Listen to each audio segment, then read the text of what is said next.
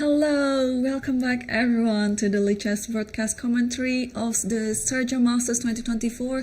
I'm your host, International Master Irene Sukandar, and it is always a pleasure to be here to deliver all the games, all the interesting moments to you, our Lichess community.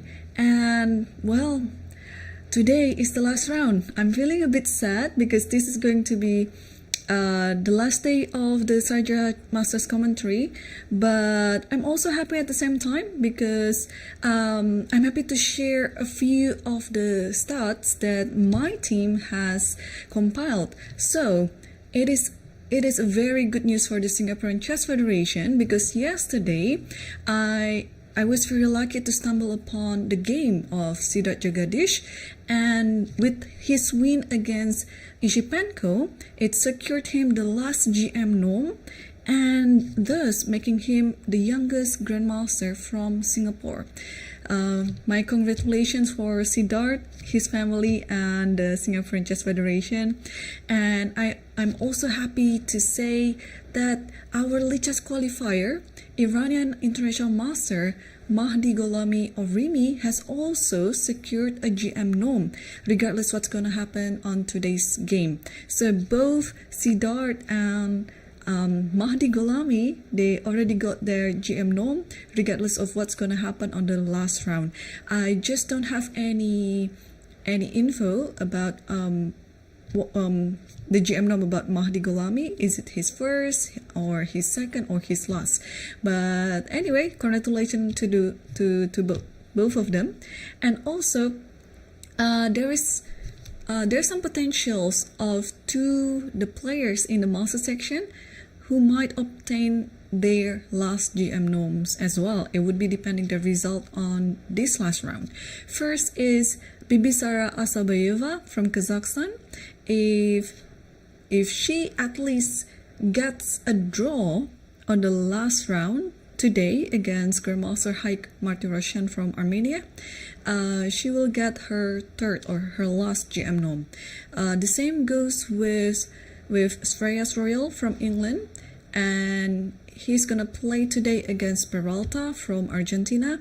And the thing is with Shreyas, he needs to win to obtain his last GM norm, but Bibisara and Shreyas still haven't reached the 2500 rating mark yet. So if they obtain their GM norm in this last round of the Sharjah Masters, they still have to cross the 2500 mark.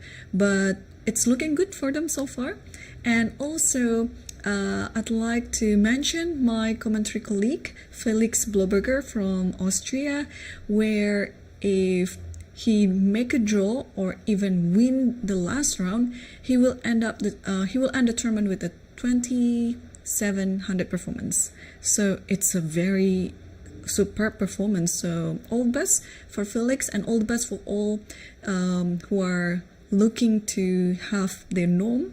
And also in the challenger section, even though I'm covering only the master section, but in the challenger section we have two interesting matchups between two newer generation of the women's chess, and both of them are leading the field with 6.5, and they're playing against each other in the last round. It's gonna be between Divya Desmukh from India and Leia Garivolina, who is representing FIDE flag.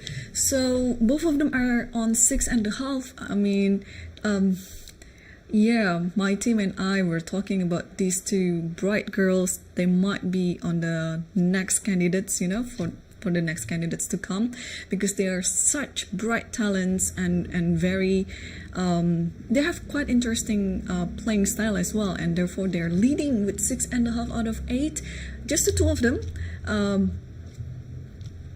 Yeah, I actually want to see their game, but we're going to just focus on the top 5 boards in the Masters. So without further ado, let's update ourselves on the standings in the master section. And here we have Daneshvar Bardia, Murzin Volodar, and Sam Shankland. They're all leading with 6 points out of 8. And the rest of the leaderboard, we have 5.5 pointers. We have Tabatabai, Sarana, Erigaisi, Salem, Fakidov Samshidin, Parham Maksudlu, and Suleimanli Aydin. And we have 7 players with 5.5 and a bunch of 5 pointers. So about today's pairing, we have 2 of our leaders playing against each other. That's Sam Shankland from the USA versus Murzin Volodar, who is playing for the FIDE flag. And another leader, Danesh Bardia, is taking black pieces against Erigaisi Arjun. And we also have an all-Iranian matchup between Parham Maksudlu versus Tabatabai. And we also have on the 4th board a young Azeri talent, Suleimanli Aydin versus Alexis Sarana. And we also have on the 5th board Salem Saleh versus Fakidov Samshidin. So this last round is going to be quite a spectacle because anything can happen on the board. And I'm just going to really looking forward to see how the games are going to play, and especially we're also going to focus apart from the top 5 boards, we're also going to focus on those who are on the track to get their norms. Only have the list for the GM norms so far, but because in the master section you can actually count with hands like how many international masters playing, because 98% of the players, they are just grandmasters. So things are looking good. And now let's switch to the game. And what do we have on the first board here? It is between Sam Shankland versus Volodar Murzin, and Sam already had 2 blacks back to back, so on the last round he has to take white, and now he started out with his signature first move, knight f3 and d5 and g3, g6. So we see the type of reti position with this early e5 and then d3, knight c6 and e4, knight g7 and c3. So this looks like kind of like an unusual type of reti position, but this I like this approach actually, because in the hindsight it looks like it's an e4 e5 opening, but it is not. It is coming from a reti.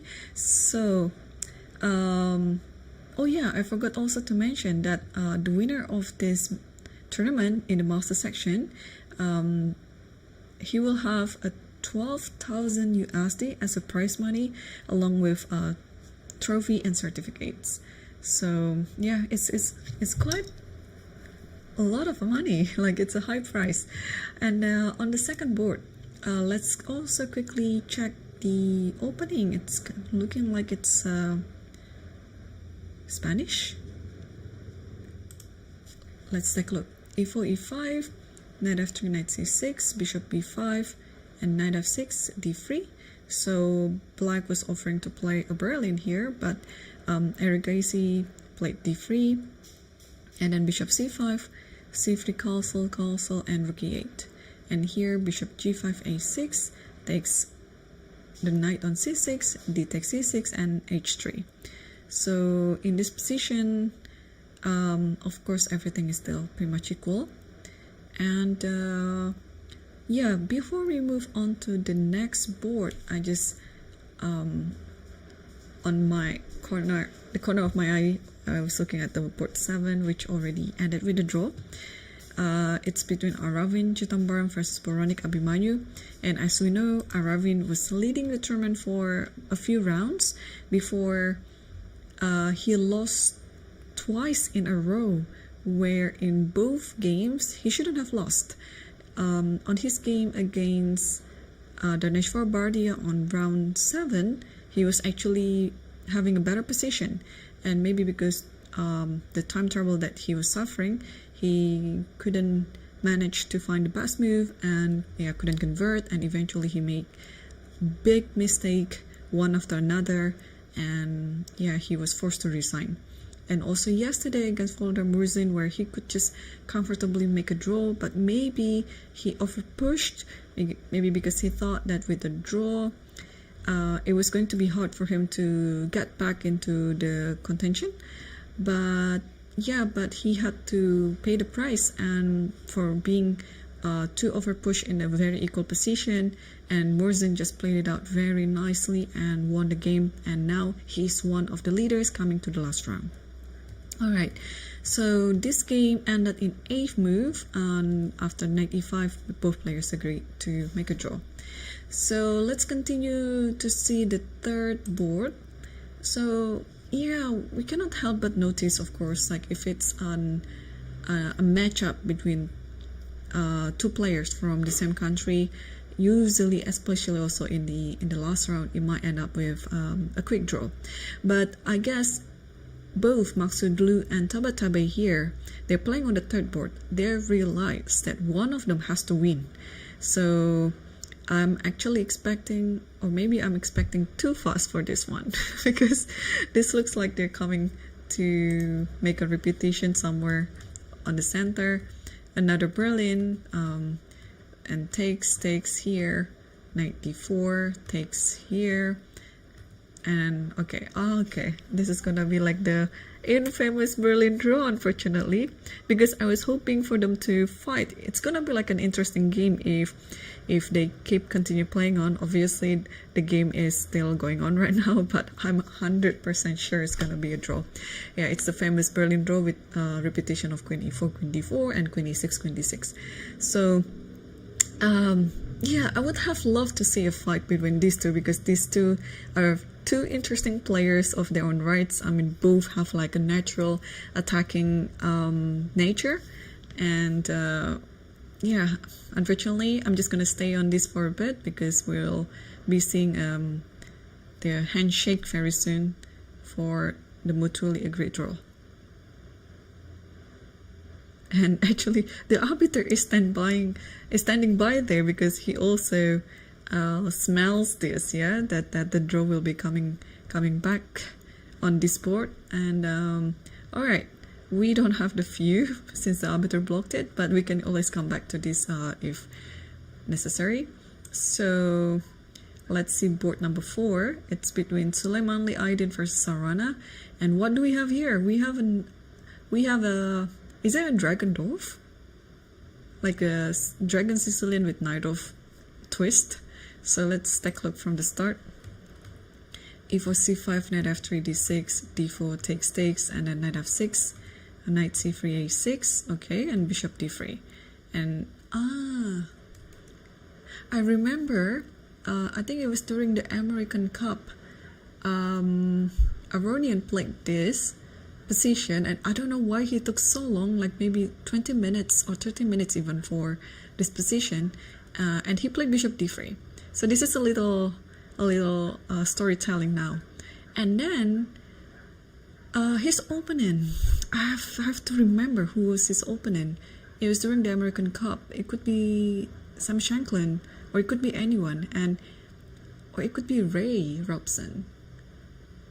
Okay, I totally forgot the black player, but black player also played g6, and you know what happened here in this position? Aronian played bishop e2, and he's just transposing this type of knight off to the bishop e2 variation, because we know in the bishop e2 variation you have like this type of setup, castle, and then this bishop can go to e3 or to g5. These are two different variations but looking very similar. So that was what happened. And here bishop d3 happened again, and after g6 Suleimanli didn't just bishop e2. Actually, let me pull up my Lichess master database. How many people actually play bishop e2? Okay, not too many. Here the main approach is f3 and castle. So Suleimanli played one of the main approach here, and he just castled, followed by bishop g7, which of course, to be honest, castling is a more natural looking move. So castle and bishop g7, rook e1, and also castle, a4 and b6. So everything is pretty much you're just mixing the principles or the ideas or the strategies both in the knight off and in the dragon, because you have a Vian shadow bishop on g7. And I was just looking at the live cam. Barham is on the background walking around. Let's take a look what happened on the third board. And yes, they agreed for draw after all this repetition, and that's it. I don't know what's gonna be on the last final ranking after this, but okay, the players, they maybe just take it, they're just trying to play a safe chess and trying to secure some prize money to bring home. I don't know yet how many players out of this tournament will play on the next tournament. It's the Dubai Open, so maybe they're also just trying to save their energy. Alright, let's continue on the fifth board and check what they have on the board. So we have, what do we have here? Some Nimzo Indian. E3 castle, bishop d3, d5, and knight f3 takes c4, and you have c5 castles. So yeah, so alright, b6, and yeah, this is pretty much the IQB position again that we've seen I think a million times already. And b6 now is on the board. Now Salam is currently thinking on how to proceed with the game. Alright, a3 is always an option. Bishop g5 is of course the option here. You might also want to throw in queen e2 at some point, so it's just a matter of which order of moves that he's looking to play in this position.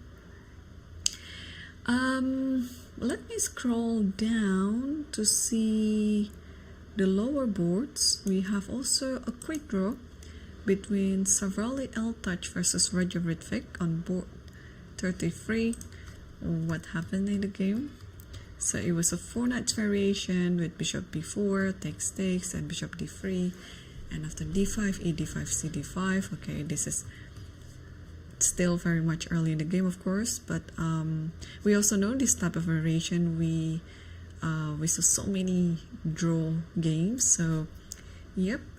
What about those who are actually looking to get the last GM? Let me take a look at Bibisara's game. Alright, so actually let's take a look at F1 Bibisara. Okay. And here, alright, so we have King's Indian position with bishop a3 c5, queen b6 and queen c2, and knight g4. Okay, knight g4, it's a little bit, how do we feel about this move? It's a bit unnatural, but apparently there's one game playing like this, so maybe what is a bit unnatural is the move queen b6 here, because usually you want to play on the center, playing e6 or even b5, or preparing for b5 with a6 and then b5 or e8, something like that. So queen b6 is still a bit unusual, but maybe this is what Bibisara was preparing. And here Haik played queen c2 and then followed by knight g4. Okay, so everything is still pretty much in the opening, although it's not the main line, but you can always surprise your opponent, and especially here, Bibisara needs half a point to secure her last GM nom, which I'm sure she's going to be like a GM soon, because she's so close to the 2500 mark. So I think it's just a matter of time, sometime this year. This is my prediction, that she's going to be the next Kazakhstan GM. Okay. I just want to stop at this game between Sindarov versus Siddharth, because Siddharth, yesterday we saw that he won the game against Rishipenko, and that secured him his last GM norm. So just want to see the last game of this tournament. Okay, so I have no clue about this sacrifice on e5.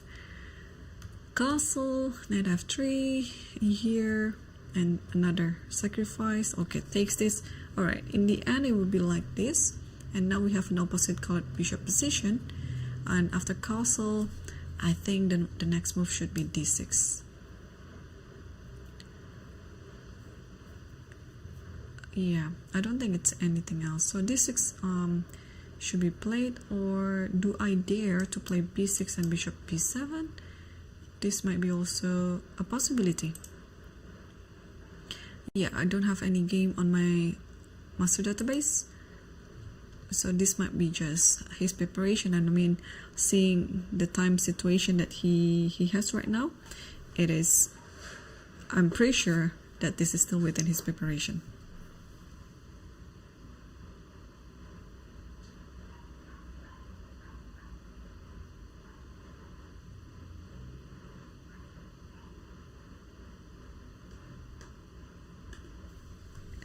Okay,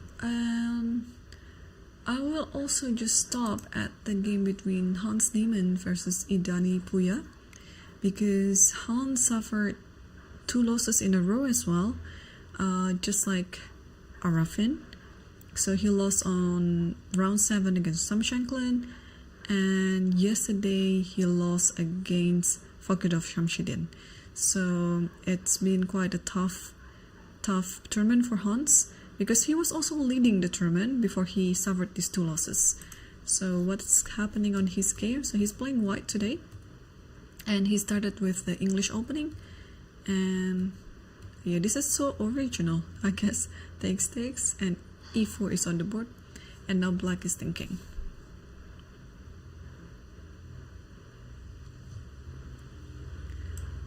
What about we also take a look at the game between Shreyas Royal, but is he on the top 41st board? Let me check. Where is Shreyas? No.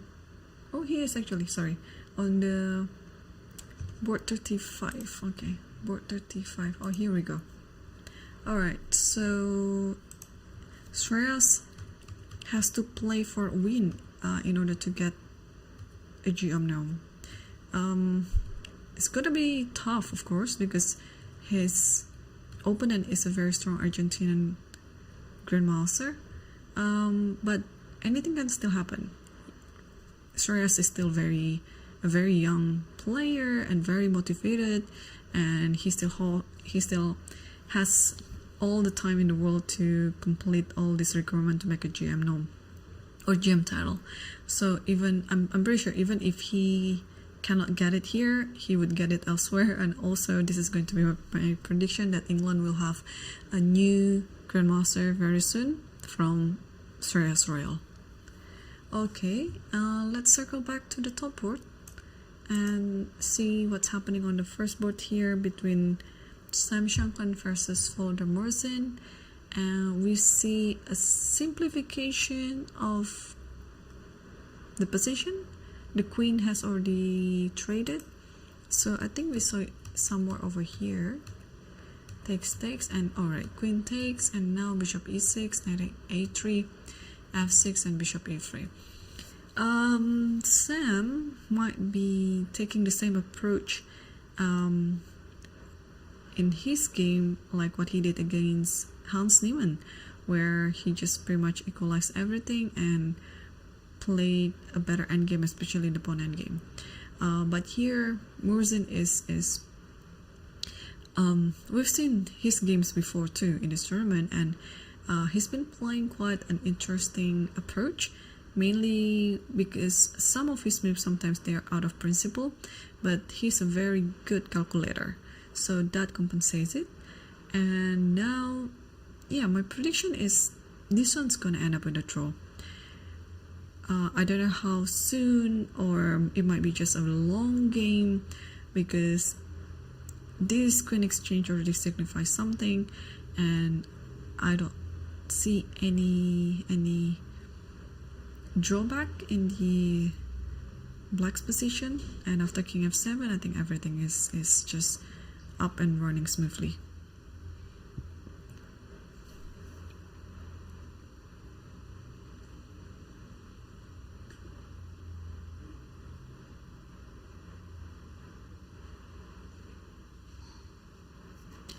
Okay,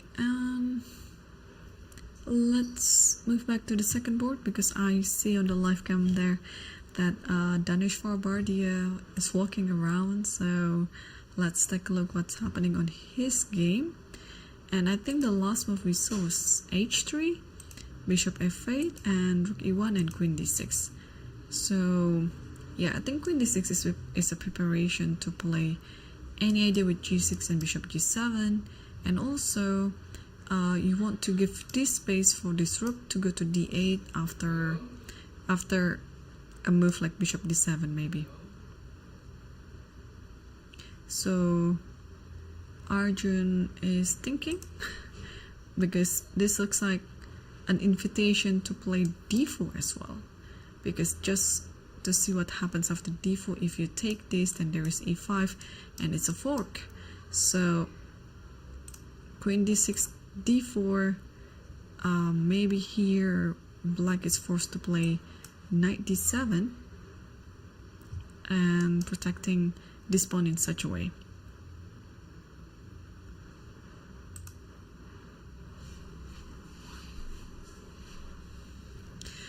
Okay, and since the third board is already finished and it is a draw, what about the fourth board? And yeah, I think this is going to be the most interesting game in the top 5 boards, because we can just see this is a Sicilian and looks like both players really want to play their game. And yeah, I'm just hoping that we might see some blood on their game now. Okay, so we saw the position after, I think somewhere around here, yeah?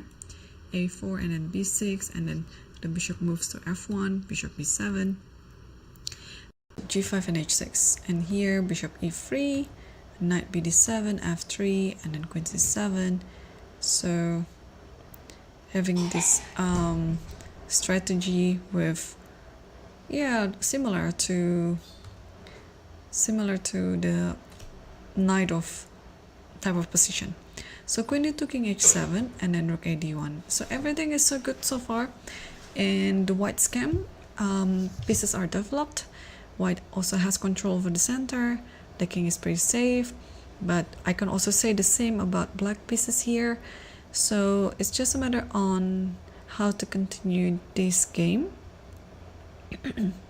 which technique that they will use, because this setup offers like a very slow continuation. So for example, in this one, a move like rook c8 is a very common move to make, and maybe you want to go queen here, but then yeah, it is a question on how to continue here as black. I mean, you can make all sort of neutral looking move, but eventually you have to come up with some clear idea. So instead of rook ac8, here black chose to play rook fd8, so putting the other rook that way. And maybe it's always a dream for the Sicilian player to play d5 at a comfortable moment. So maybe here Sarana is signaling that he's preparing for this idea. This knight can go to c5, and then yeah, this rook can go to c8, and yeah, maybe d5 will be happening on the board. So after rook fd8, I think it's also useful to throw in knight b3 first, and then queen will be set on f2, attacking b6, and at some position like that you can actually try to sacrifice a5, because after ba then rook can come back to f5, and then you'll take this pawn with the knight. So here I guess those moves are quite interchangeable for white, mainly about knight b3 and queen f2. Now yeah, I wonder what Soleimani will play on the next move. Alternatively, you can, I think, also play a move like this and trying to play knight d5. So knight b3 and knight d5, and then you're trying to attack this. So any strategy here is obviously quite decent for white. It's just up to Suleimanli to pick which strategy that he's going to use.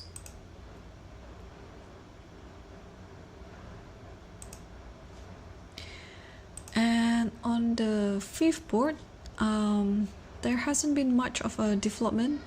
I think we saw the last move bishop g5 here, and then bishop b7, rook e1, and knight bd7.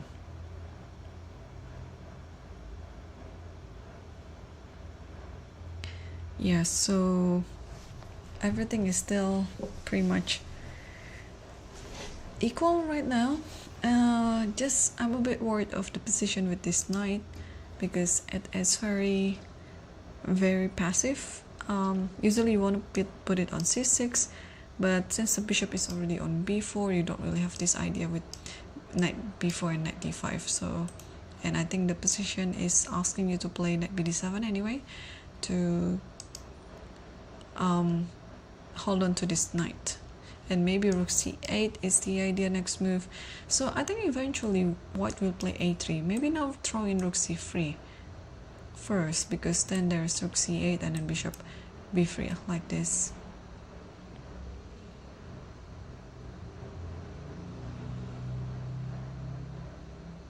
Yeah. Alright. This is still the current position right now. So apart from those games that we've covered, let me quickly scan other positions which might be interesting as well.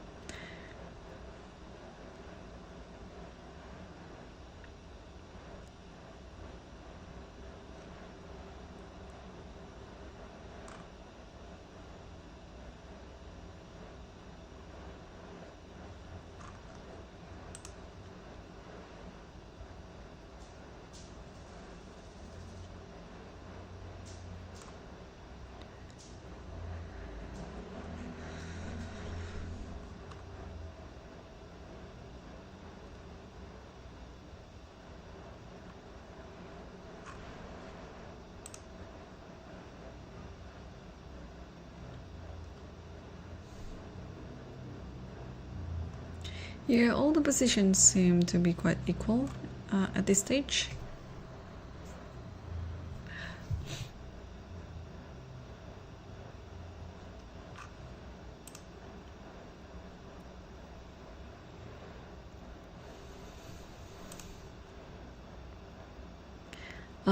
Let's see the game between Youngyu versus Gurel, Edis Gurel, because even though the queens have been exchanged, I mean, what we see right now is a very interesting position. I don't think I've ever seen this setup before, so I'm curious what opening did they play here. So it's a Petrov. Which variation? C4, the main one. And after this, okay, you stop knight b4 by playing a3, and then bishop g6, c5, bishop b8. Alright, knight c3 and f5, and after knight e2, knight c7, and knight f4, bishop here, knight e5, and here. Wow. And f3, queen f6. Okay, because the bishop is going to be trapped after this. And now knight g4, because you also want to stop the queen f2 check. And after queen here takes on e4, and then you take it with the queen. So there is the queen exchange in this position. And after bishop h5, knight f2, and bishop f4. All right.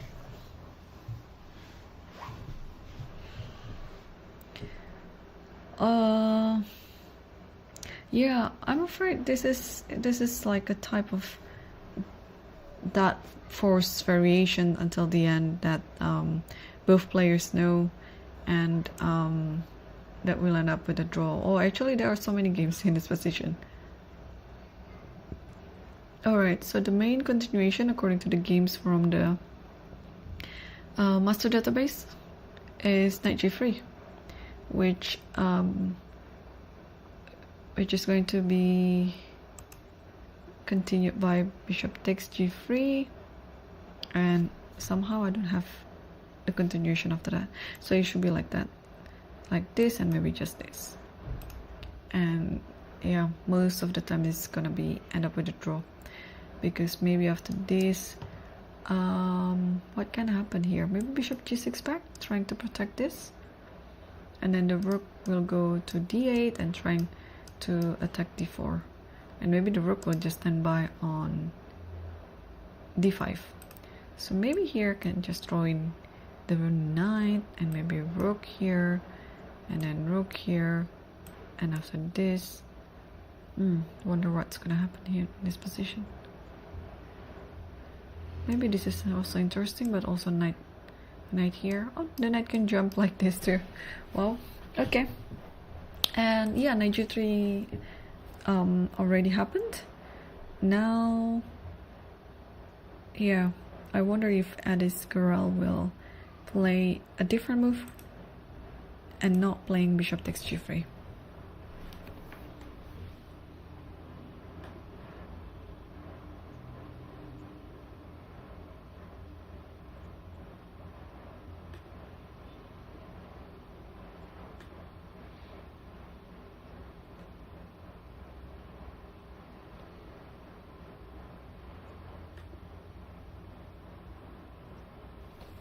Okay, oh, it happened. So bishop takes g3, h takes g3, and then bishop g6. Okay, and now what we're gonna see, maybe knight here or rook here, maybe both are nice, or maybe rook here, I mean knight here with the idea of this move, but this allows rook d8 here and takes on d4, so maybe that's not a good move. Okay, yeah, but I believe it's gonna be still quite very equalish. So let's move on to the next one. Back to the first board.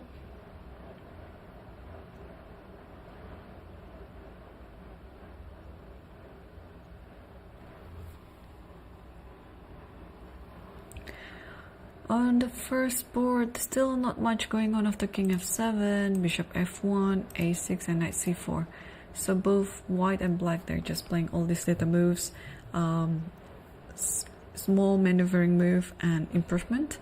So let's also move again to second board here, and okay, queen d6 was replied with d4, and yeah, knight d7 is a must. And now Regaisi played bishop h4 with the idea maybe to keep pressuring e5 by playing bishop g3 on the next move. Yeah, also waiting. It is a nice waiting move, because you would dream to have the knight on c3, but in this position you would also like to develop all your pieces, mainly the bishop on c8. But if you try to clarify this too soon, then white will get what he wants with the knight c3 coming up. So in this position, black will also try to make another waiting move to allow him to also play knight move later, because the knight is kind of like stuck on d7. I was thinking, would it be a good idea to play c5 here, just trying to force the d4 pawn to do something, either to take one of the pawns or to move d5, for example. But this will also lead this idea maybe by white, like to play a4, knight a3, knight c4, this type of moves. But again, objectively speaking, it is quite equal position. But now, instead of playing anything like that, Bardia decided to just play queen g6, and I think I like his decision here, because it's also trying to attack the pawn on e4 with these two. Although that might be not his main intention, that maybe just he wants to get away to queen g6. so that after takes, maybe knight can move again. After knight moves, then this bishop is hitting the pawn on h3, since it is pinned right now. So yeah, this is still the position from the game.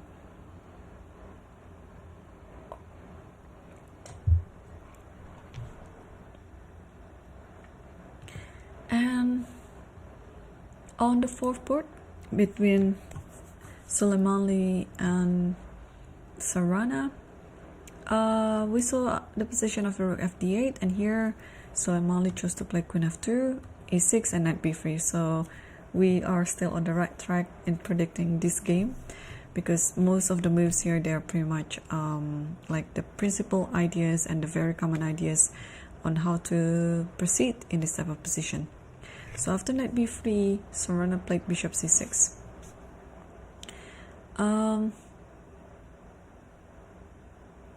I'm trying to understand the idea of bishop c6. Yeah, with e6, it's pretty understandable here, because after knight b3 anyway, this knight is going to go to d5.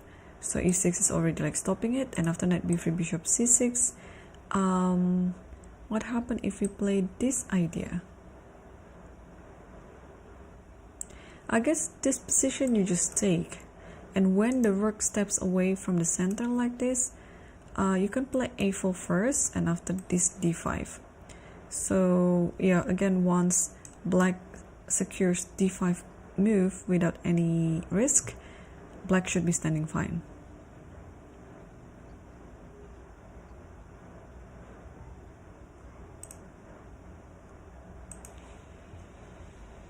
Okay, but bishop c6 is still on the board. And what happened to the fifth board here between Salim Saleh versus Fukidov?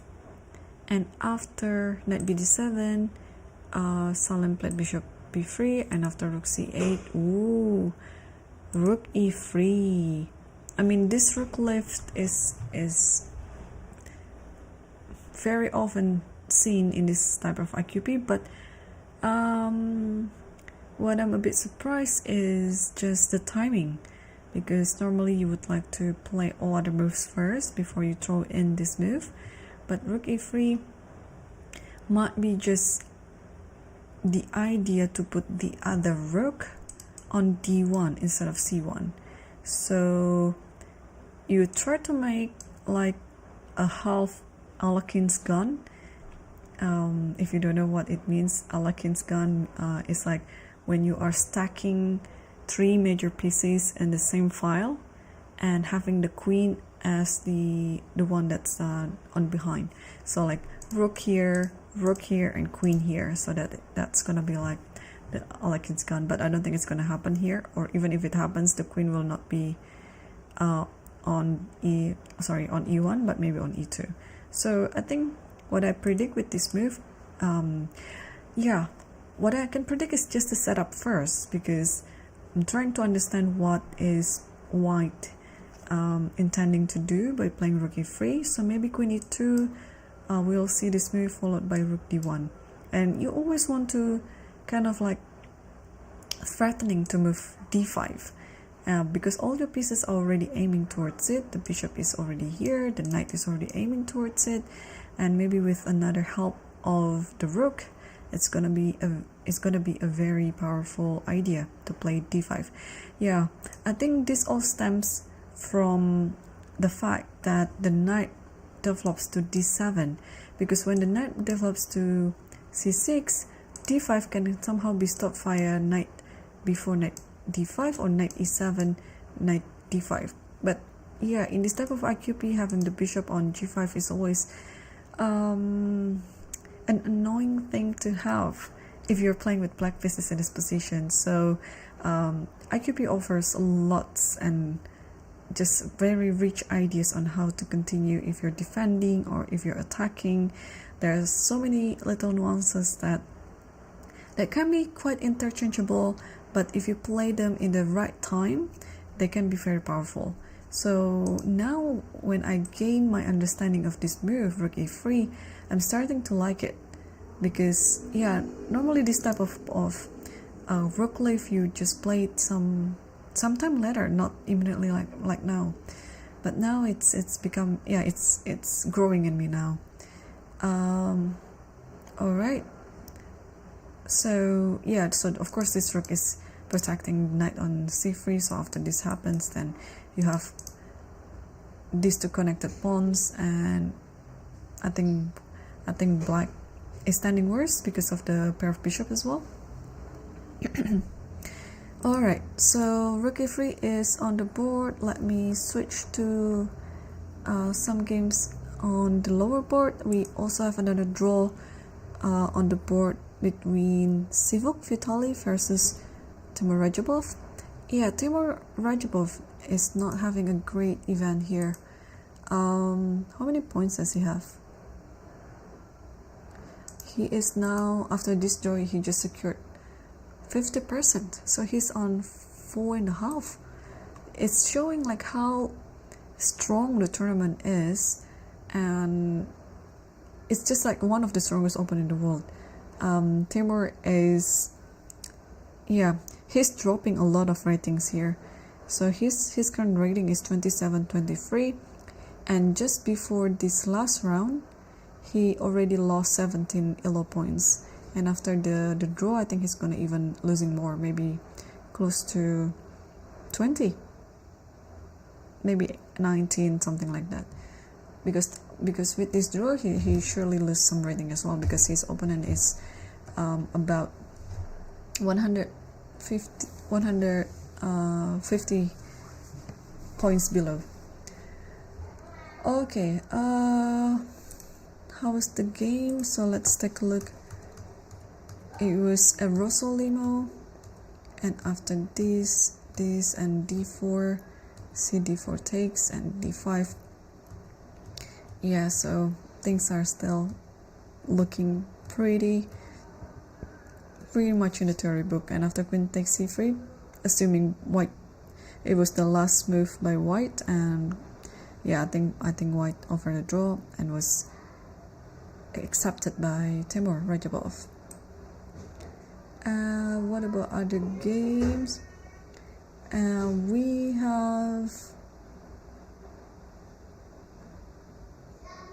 We have a game between Haik Maturosyan versus Bibisar Sobayeva. It was quite interesting variation that Bibisara chose here. Queen b6, queen c2, and knight g4, and bishop g5. And here she plays one of the aggressive continuations with f5, f3, knight back to f6, and after ef, bishop f, queen d2, and queen a5.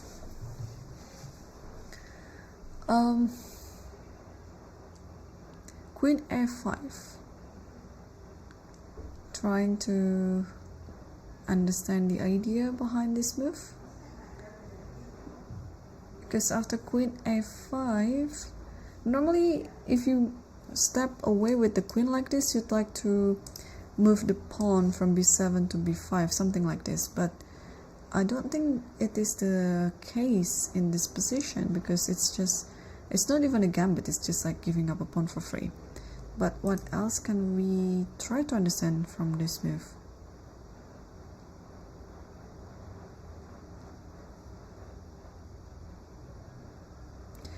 I mean, with this move like f5 and then f3, black looks like solving all of her problems. Like I don't see any weakness in her position anymore after queen f5.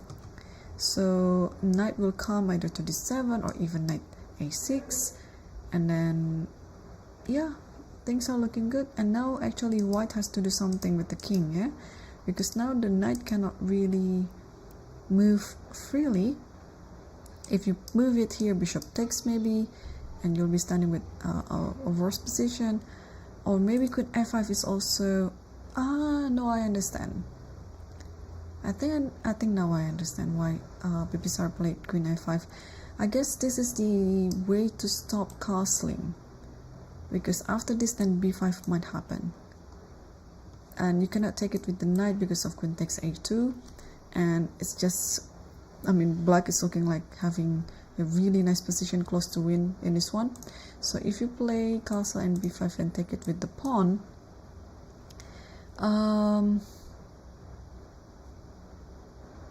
maybe it is also like a6 like this. So you play this type of gambit knowing that your opponent's king is already on that side, so it's a favorable position. So white has to be really careful not to do it. But again, if long castle is already out of equation here, you have to think about short castle. But the thing is, like what I mentioned before, you cannot really do short castle comfortably because of this knight. If you cannot go here, then you might go to e2, which means you have to move the bishop first on e2. But if you move the bishop first, where to? I wonder if, okay, let's check it with the eval bar and with the engine. Oh wow, g4. Yes, this bishop is such a dangerous bishop, yeah, because it's, well, if the king castles long, it's gonna be like the one that is restricting the king's activity. So here I would suggest to play g4 first, and after bishop moves to c8 or d7, here you actually continue the attack by playing h4. Yeah, why did I forget about this attack? Because this is also a very common continuation for white. You just want to attack first, and you kind of like delay the castle because you want to use all the time to attack, and maybe you don't need to castle, maybe, but of course you always have to preserve the possibility of castling. So this actually might be happening on the board. I'm not sure where after g4 the bishop will go. It can go to d7, it can go to c8, but surely after that h4 will be played, followed by h5 and so on, and this is just the type of the attack that white is looking for.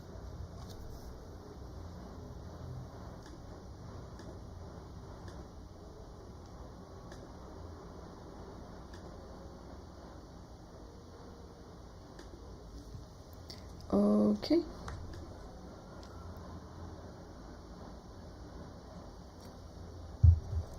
And Bibisar chose to play bishop d7. Alright, so it's going to be quite interesting and very instructive position to learn from both sides. I believe h4 will come. Okay, so we can circle back to the top boards. Let's see board number 1. Things will move quite slow in this position, I mean in this game, because that's actually what it takes to play in this position. You cannot try to clarify the position too soon. You always have to play the slow moves, and I just like this rook d c1 because after bishop f1 a6, knight c4 rook h d8, black is offering a trade, but apparently Shankland would keep more pieces on the board, and he played rook d c1. Even though the queens are already exchanged, but we still have all other pieces on the board. And what might just happen is, I think Shankland is planning to play this type of move with a4, b4, and try to gain as much space as possible on the queen side. And after that, I mean, it's gonna be like a dream position to have if black allows white to do a4, b4, and maybe push to a5. And since this knight is no longer doing anything on f3, you can move it to d2 followed by knight b3 and knight c5. So of course this is going to be like the dream position, and I believe also black knows how to anticipate it. So yeah, most of the time this type of position black is just trying to play against the white's ideas. So if white is trying to do that after dc1, what could black possibly do in this position? One idea is to put the knight on c8 and then offering a trade to d6, because it will take quite some time for this knight to maneuver to d2, b3, and c5. So while Well, it is not going to happen yet. I think it's best for black to also try to simplify the positions by offering more trades. And also additionally, after knight c8, you might want to put the bishop to f8 as well, unless you have another strategy that you will try to come up with your own to make everything ties up around the center. You can try to play f5, but of course not without any preparation. Maybe here h6, this little move is necessary if you wanna use that strategy, and your idea might be just to play f5 on the next move. So since the position is equal, and still you're playing according to your taste here. You want to play on the queen side, or you want to play in the center, or the king side. So those two approaches have two different strategies and two different type of moves, of course. I think what we will see from Murzin's next move, it will tell us what he is aiming on this position.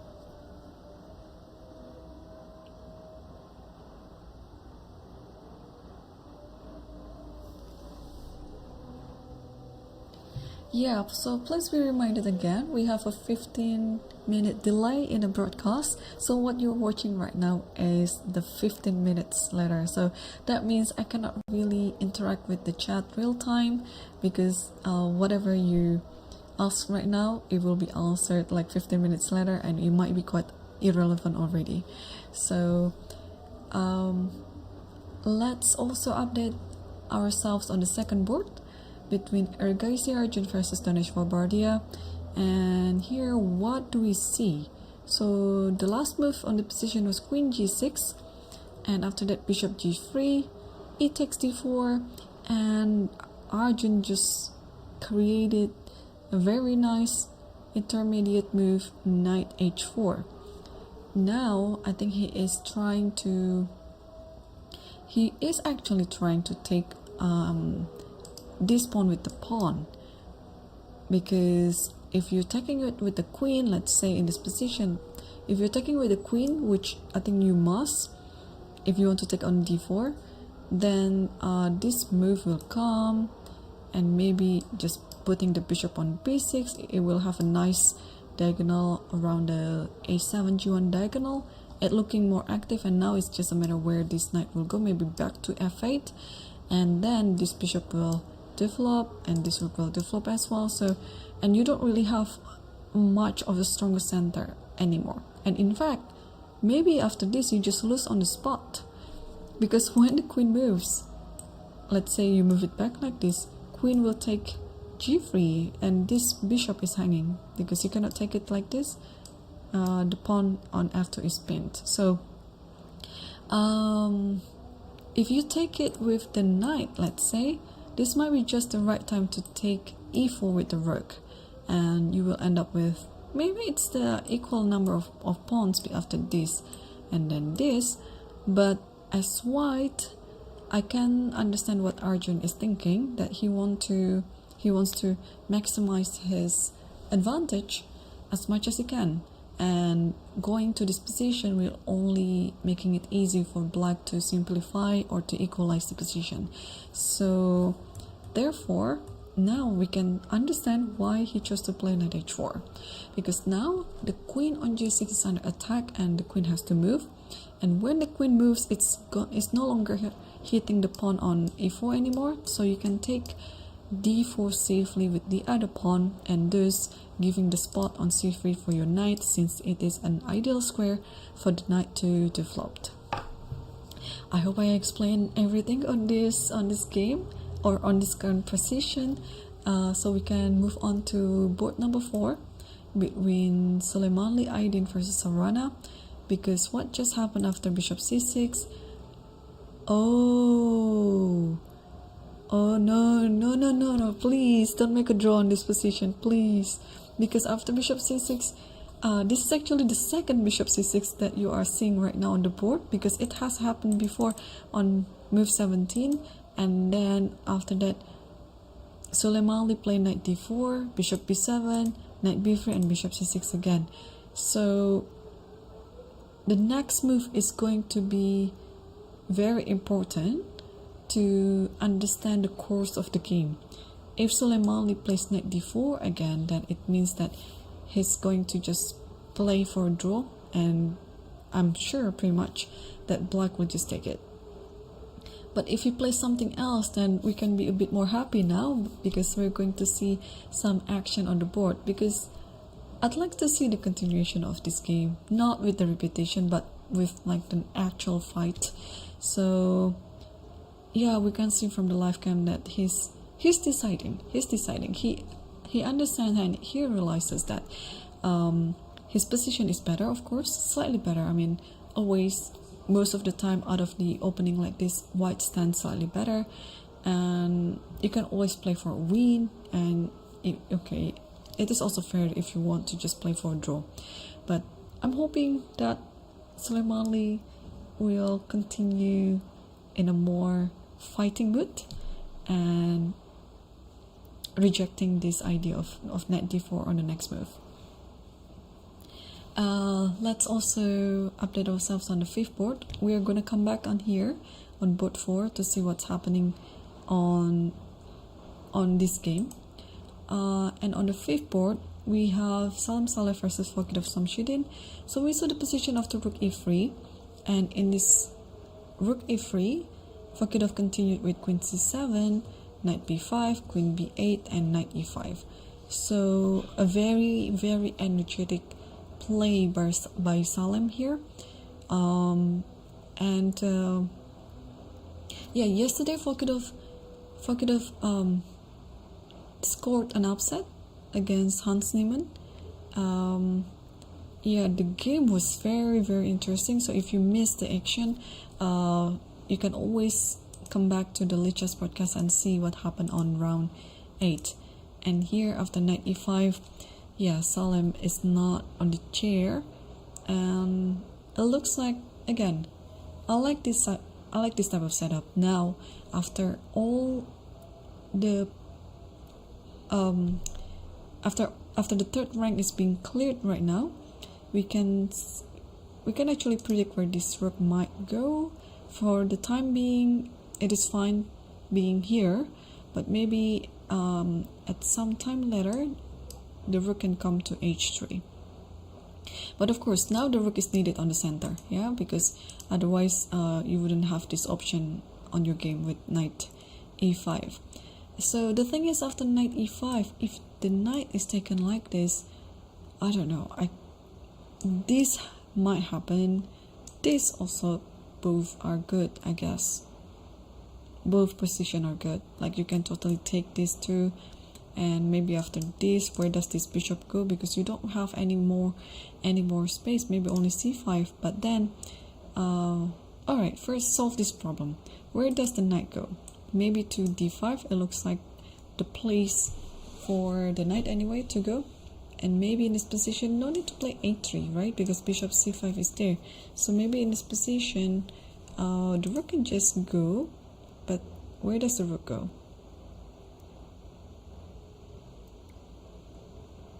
To e4 maybe? Looks a bit hanging there. So maybe, hang on. Let me try this bishop takes f6, which might be just a better move anyway. Because if you move the knight, where do you move it? Knight g6 back? Then bishop g5. Oh, but there's this h6.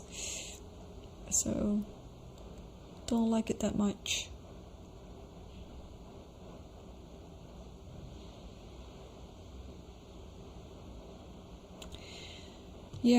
So I don't know. After knight e5, if you take it, maybe just takes like this. And after this, is it just a sacrifice on e5?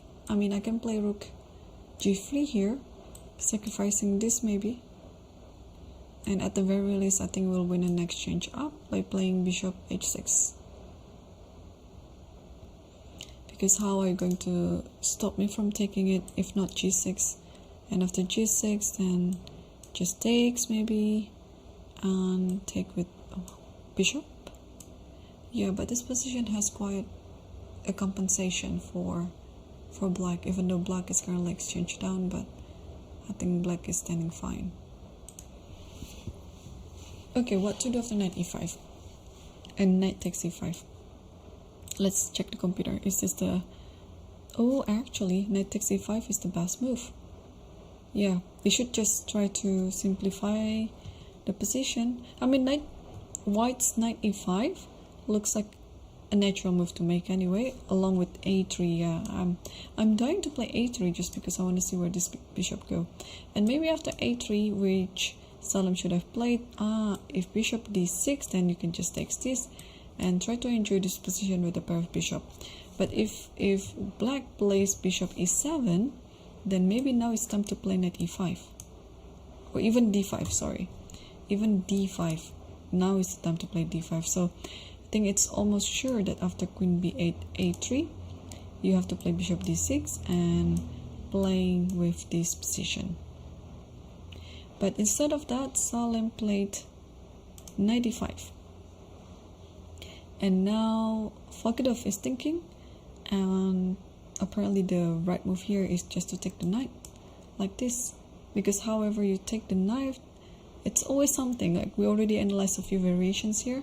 Black always has something, like if this one and then knight goes to d5, attacking the rook, and you might just have to take this and play this position.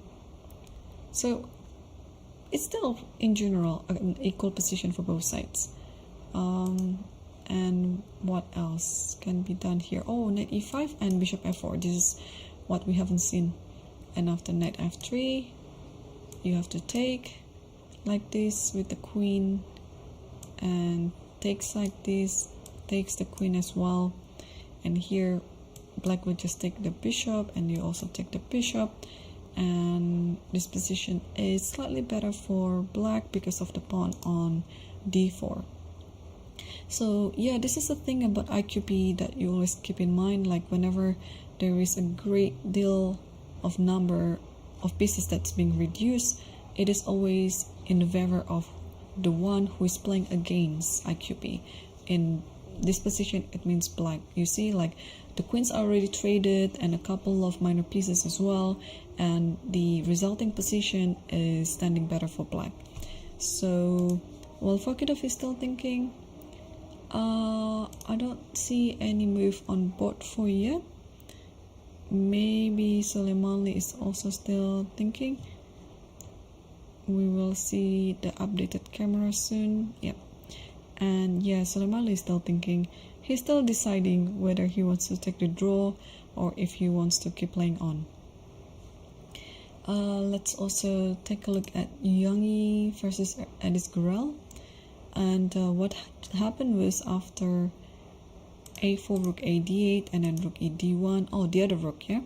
So rook d5 and a5. So using the fact that this rook is still on the queen side, and you just want to create as much space as you can on the queen side. So here computer suggested rook f d8, a very normal looking move that you want to play knight d4. But oh, a6 is just the counter attack that white needs in this position, while black is focusing his pieces around the center, especially around this pawn on d4.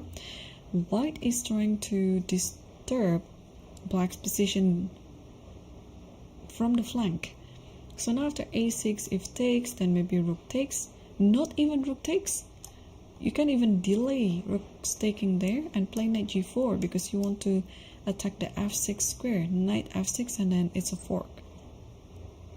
And after king g7, you can even forget about this. You can always take it at any point, and instead here play rook f1. What is the idea?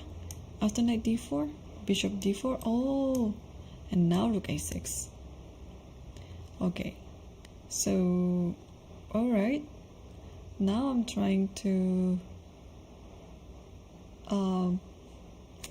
prove that this is still fine for black. I think actually I would prefer to play black in this position just because of the pass pawn on e4, and usually knight versus bishop is always better with the bishop, but apparently here everything is still pretty much equal. So rook d1 is what suggested after this move, but maybe, oh, not taking a7 with a check, but just takes c6, takes here, and then takes here, rook d1, maybe king e2, yes, and rook b1, attacking b2, and just king e3, takes this, and check, and here, and then e5. Okay, so if this is gonna happen, then this is going to be quite a battle. And I just saw from the camera there, if I could have just played something, what did he do? He took on e5. Yeah, because after knight takes e5, it's pretty much quite clear what black is going to have on the following position. So while Soleimani is still thinking and deciding whether he wants to make a draw or keep playing on, let's circle back to the first board between Sam Shankland versus Volodar Murzin. So here was the position that we were discussing earlier, just to understand this, especially as black, where does black going to play, whether on the queen side or on the center and the king side. So here knight g8 is on the board.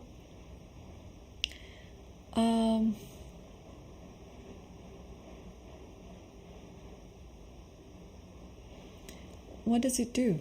I mean, the only thing that I can tell is it wants to offer this trade with the bishop,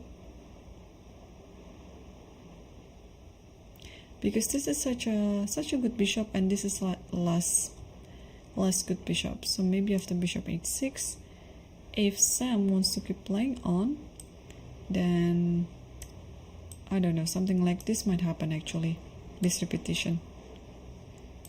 But at some point, actually after bishop c5, there's b6 first, but usually this type of move is giving some concession to the game. But maybe after bishop h6, then maybe just takes here, and then knight, and then knight here, or even, what do we do, knight here. Be consistent with the plan with knight b3 and knight c5. So yeah, so Sam is still thinking. I think it was a good plan, but with the number of pieces that being traded again, it's gonna make it easier for black to equalize the position. So instead of doing those, Sam just play a4. Actually, he's trying to be consistent with his strategy, that he tries to gain as much space as possible on the queen side, because if you want to play for a win or you want to keep your advantage, you have to keep maintaining it by taking space. Alright, so a4 is already on the board, and of course after bishop takes like this, knight will just take. But then even if you have the knight on c5, it's no longer looking too appetizing, because for some reason I feel like we need that bishop. But now what to do as black? Like after knight e3, alright, so this knight has to be improved at some point. It cannot stay on g8 forever.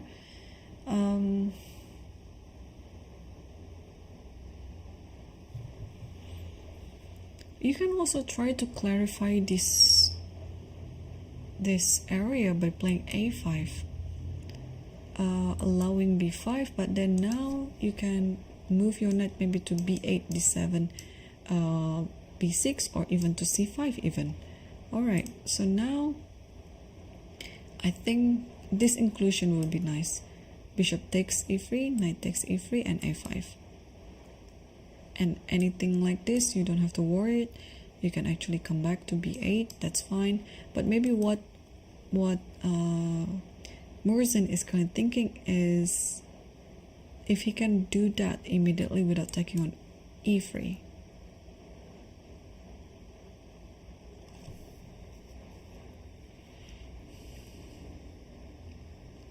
Yeah, actually this is quite possible as well. Yeah, I believe it's something to do with the a5 move, whether or not you give this inclusion with taking on e3. So, okay, things are still looking very equalish in this in this game. And we can just see on the live cams that there are so vast on the background. So yeah, the organizer is also getting ready for the closing ceremony, which I believe is going to happen after the completion of whole games, both in the Masters and in the Challenger section. Okay, let's move on to the next board between Erigaisi versus Tanejwar. And yep, so after knight h4, here Tanejwar Bardia, he played queen g5, and now d4 was taken by the pawn. And after bishop d6 takes on d6, takes on d6, and maybe now Arjun is thinking where to move with the knight. Back to f3, which is quite safe, followed by knight c3, or if he can force to play knight f5 attacking d6, because this is also quite an invitation to play this move. So maybe I don't like the traditional way of protecting this pawn. I don't know. If I could find like a more active move, I would play it. So for example, here a move like knight f6 caught my attention, because if you take d6, okay, you're grabbing a pawn, and at the same time you're forking the rook e8 and bishop c8. But here it is the idea to play bishop takes h3 and attacking mate in one, apparently. So if you're stopping the mate by playing queen f3 while also attacking the bishop can just go to g4 and maybe queen here. And oh, there's one funny line here. There is one funny line here for black. Hang on, let me calculate again, making sure that I'm not wrong. There is knight takes like this, and then if you take this knight, because well, the knight is attacking the queen, takes this knight, and then rook takes this knight and takes this knight, takes the rook, and then queen check, and then you have this funny perpetual like this, and black couldn't, I mean white couldn't do anything on this position, even after, well, if you sacrifice the rook, it's just going to be actually better for black, because black has a better position, just black has one less rook on the board, so that's why. Yeah, so I believe that variation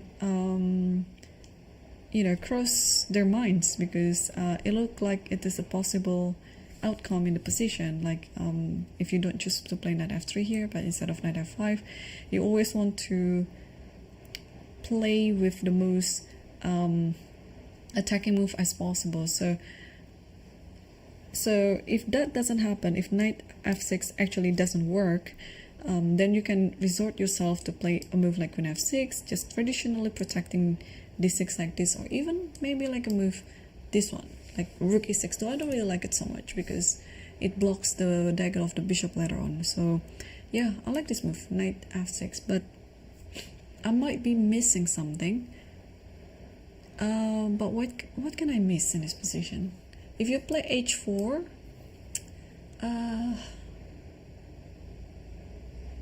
h4, I think I can just play queen here, yeah? Ooh, but has to be careful of the g3. There's only one move to play, queen here. So maybe h4 is this little move that you shouldn't miss, because after this position, then black is worse, because it's just a pawn now. So alright, so knight f5, knight f6, h4. Alright, maybe queen back to here to g6. But okay, bishop h3 is no longer like taking a pawn there, it's just an empty square, because after this, and okay, this move also stopping all this idea, the perpetual idea with the checks, yeah, along this diagonal. Yeah, it just takes this, and maybe after bishop here, and then bishop g3, and now in this position you can play queen g3 or even queen f4 without any risk. Yeah, actually, is there any risk? Oh, maybe knight here. So maybe in this position I should go elsewhere, maybe queen d3 even, protecting this. Yeah, all right, so knight f5 might just work. Knight f5 might just work. Yeah, so this is the type of thinking of or calculation or the decision making processes that I believe should happen to many chess players. Like, you always have to divide all these type of moves that you want to play, and especially with the candidate moves. Like, the normal move would be like knight f3, and I don't think white has any problem after knight f3. This might be just the best move anyway. I might be missing something with the move of knight f5, but the move knight f5, you have to pretty much calculate it. You have to consider it, and maybe it doesn't work, but I'm just going to check with the computer which one is the move. Oh, Arjun played knight f5. Okay, Arjun played knight f5, so I'm sure if knight f6 happens, then h4 will come. This little move sometimes can be missed in the calculation, but they actually play a very important role for the course of the game. So I guess if there is no h4, Arjun will not play knight f5, because after knight f6, it's looking like black is attacking, yeah, especially the center and also the knight. But here you have a concrete answer by playing h4, because wherever your queen goes, you can somehow take d6 on the next move. Like here, queen f4, another move g3, and the queen is limited now. It can only go to g4 and takes, and knight d6, and white is close to winning. I mean, white is totally better with this pawn up, but yeah. And if the queen doesn't go to f4, if the queen goes to g6, now you can just take this, because this type of bishop h3 idea is no longer really working. After queen f3, attacking the bishop goes to g4, and then just queen here, and now this knight is attacking the rook. So now if the rook goes here, maybe I'm trying to be brave here and then play knight here, and then come back to c5 like that. So it is possible. So knight f5 is on the board. So if now knight f6 is not really working, then you have to resort yourself to a move like queen g6 or queen f6, maybe queen g6, because you might want to preserve this square on f6 for your knight.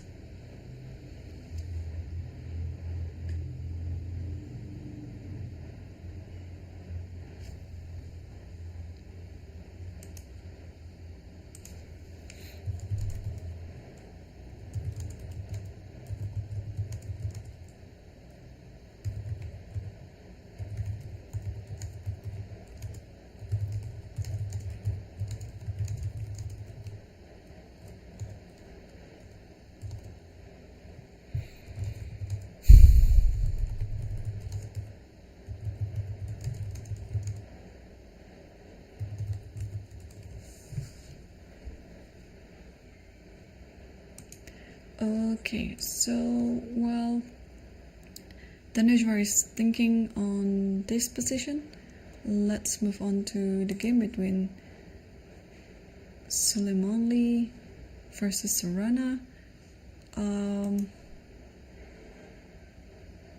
And they agreed for a draw apparently, because it's been threefold repetition, and those making them, how many points do they have now? 6. So yeah, so both of them will have 6 points. It's the same like board 3 between Parham versus Tabatabai. They're also on 6. Okay.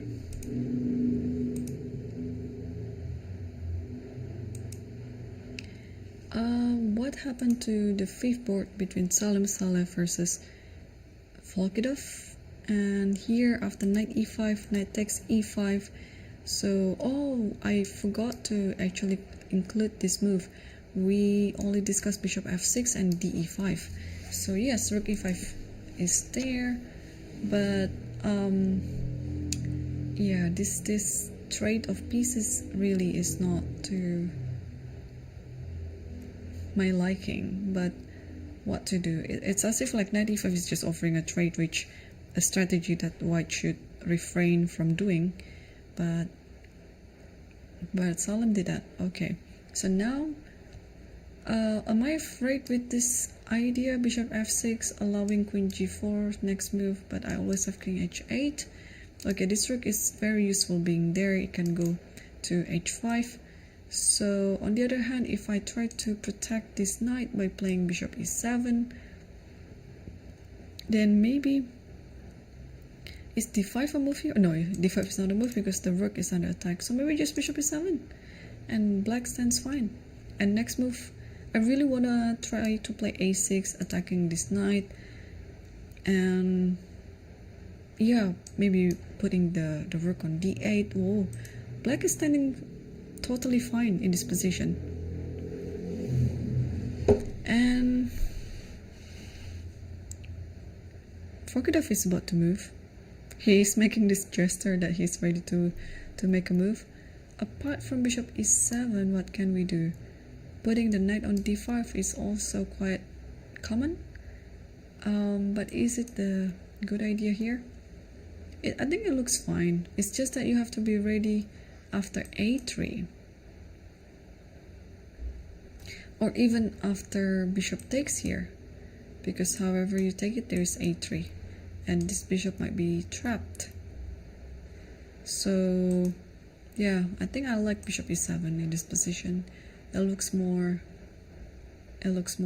simple, and it solves all the problem that black has.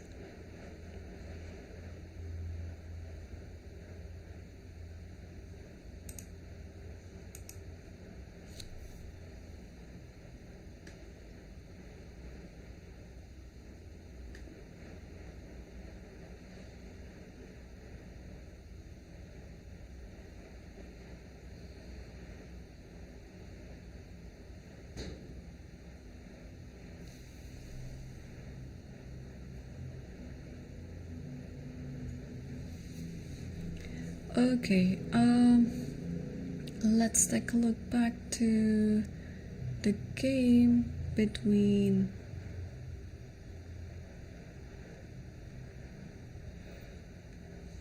okay, so this is dinner time, guys, here in Jakarta.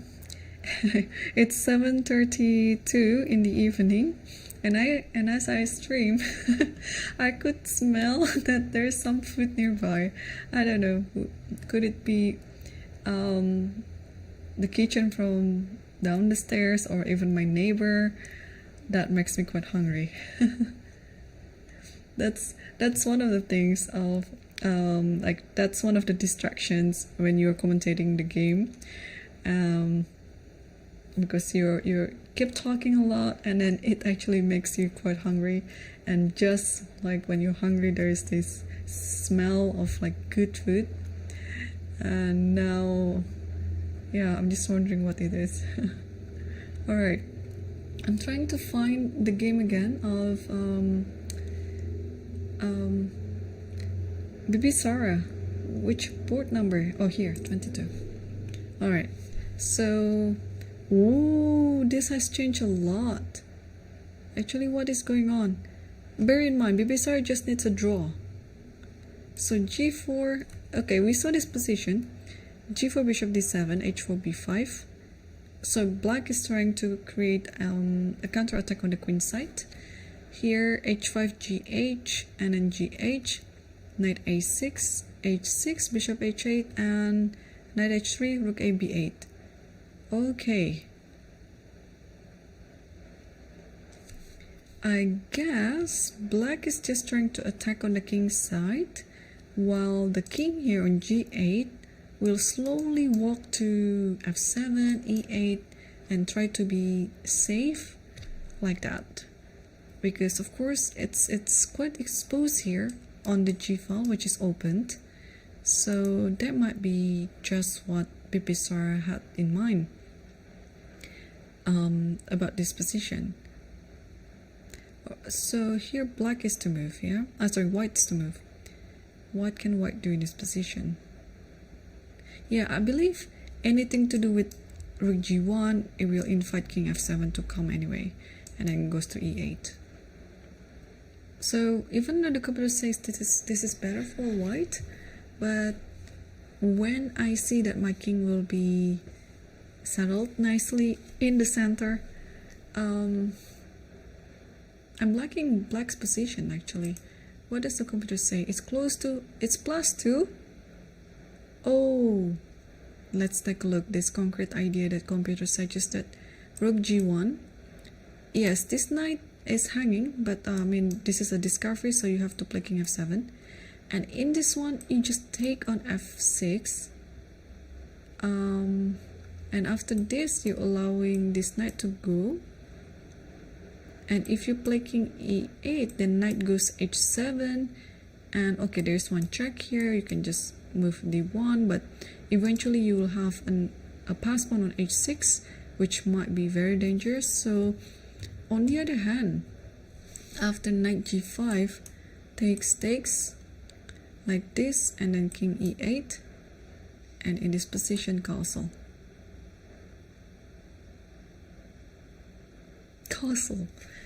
It's like walking to the fire, but apparently it's a safe position for white. Okay, knight b4, attacking a2, and now if a3, bishop f5. Oh, not to lose mate in one. By doing this, there's knight a2, and then boom, the evolve bar has dropped quite a lot, of course, because it's just made in one. So you take this b5 pawn with the other pawn, and king d8, bishop, okay, queen g7, and king d7. Okay, this is already a sign when the king has to make a triangulation in a middle game like this. It's a sign that the king is not doing okay. So rook a b8 is still on the board right now. We'll see if Haik Matarosyan will play the move that computer suggested, rook g1, which looks like very natural. That was the first move comes to my mind as well. But he just has to also see the follow-up moves. So not only about rook g1, but also taking this. Oh, not with the pawn. Actually, what's wrong with the pawn? Queen d3. Queen d3 and then h7. Alright, but he didn't do that. What did he do instead? He took on b5. But still, white maintains its advantage. So you cannot take this back because of these two pieces. So you have to play knight c7, attacking this. And now, no, I understand. Maybe he just tries to stabilize the queen side by taking the pawn. And now, when there is, the pawn on b5 was quite important and very dangerous too. So he just took it, and after knight c7, now maybe he will include rook g1. And things are looking good for white in this position to win the game then. If that happens, then Bibisar will not get her last GM norm. But anything can still happen because this is quite a dynamic position. I believe it's still at 3 result games, so we'll keep an eye on this one. And what about the other game between Suarez Royal versus Fernando Peralta? Because Suarez needs to win, and it looks like he has a better position. Now it's going to be up to his conversion to win the game. So yeah, this type of position happens, and a3 takes e5, and then g3, c6 takes. Oh, this pawn, and after this you don't. Oh, actually you took it, but after queen here, d4. Man, young players, they're not scared, are they? Because I would try to castle as soon as I can, but of course I think the concrete line after that, after castling, is there is knight c5 attacking both d3 and b3. Although in that case rook can always go to b1, but Shreyas just played d4 to stop it, and in case of anything happens like this, there's always knight e3, and then you can castle on the next move. So things are looking good for Shreyas. He currently has a slightly better position and better time situation as well. So he's looking like on the right track to get his final GM norm. Let's switch back to the top board and to see what just happened after a4. Here Murzin played f5 immediately because we discussed about this, whether to play a5 with or without bishop takes e3. And here he decided to do it without taking on e3. And after a5, b5, knight b8, b6 and c6. Yeah, this type of move can be quite double-edged. Especially, well, you have more space thanks to this pawn. You have more control over the back rank, let's say to these squares on a7 and b7, a7 and c7. But also at the same time, this pawn is already away from its back, so it can be quite a weakening target for white. So, but for the time being, since it is not being attacked, it is a good pawn. But white has to be careful in his continuation, because if white's not careful, then knight on b8, it's ready to go to d7 and attacking b6. So we'll see what's gonna happen, and Sam is thinking right now, and he might be considering bishop c5 actually.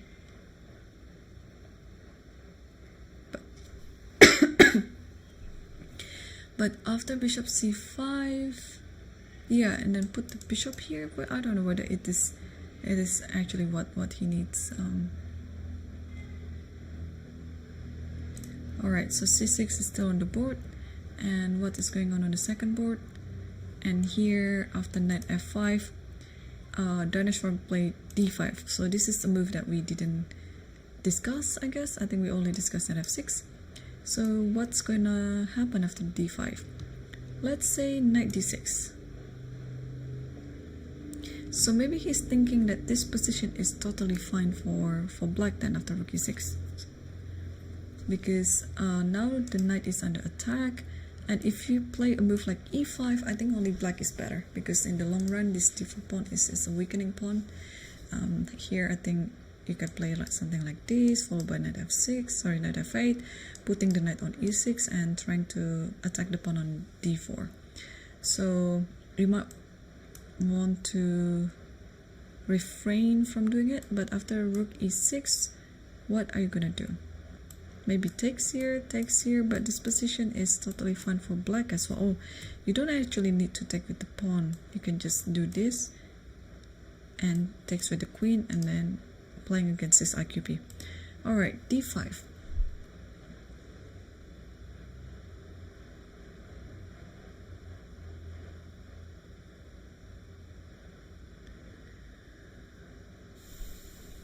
Another idea is also to play knight c3, allowing this, but there's this knight d6, and after rook e6 you take like this, and your knights are connected, or taking with the other knight actually, so that you have d5 on the next move later. Yeah, this might be just the best continuation, maybe. I don't see anything else. I mean, I like developing the moves, connecting my rooks, and then have a safer back rank, so knight c3 might just be the move. And here, yeah, knight d6 is going to come, maybe queen f3 as well, followed by rook d1. So you have to play a more concrete chess. Oh, what about knight here? But knight here also, we have knight d6. Oh, knight d6 bishop here maybe. So this is maybe the position where we have to play h4. Alright, still very complicated. And what happened on the fifth board? Salem is still thinking after What happened after rook takes e5? Oh, I could have played knight d5. And after queen g4, king h8. What was going to happen if I... Maybe there's always f6. Maybe that's why. Yeah. So maybe after this, if that is the move, then okay, let's consult the computer. Oh, just bishop d6. Oh yeah, d6 is always available. I don't know why I thought it's not available. Yeah, bishop d6 is always available. So maybe a3 is just the move to play then. But here, okay, Salam played another good move actually, queen g4, trying to attack the king, and king h8 is on the board. And now he's back to a slightly better position if he move a3, because the bishop has to move to d6. This is the only available square for the bishop, and after knight takes, queen takes, and you're just gonna play this position with a pair of bishops, rook a e1, and yeah, the next moves would be, I believe, not concrete, but we can actually tell from the position that white has all the pieces on the king side. It means that it means that white is trying to attack the king on h8. Okay, so I guess things are looking good for Salim here, and I think this is just the right moment for me to take my first break. So don't go anywhere, because we'll be back after a few minutes.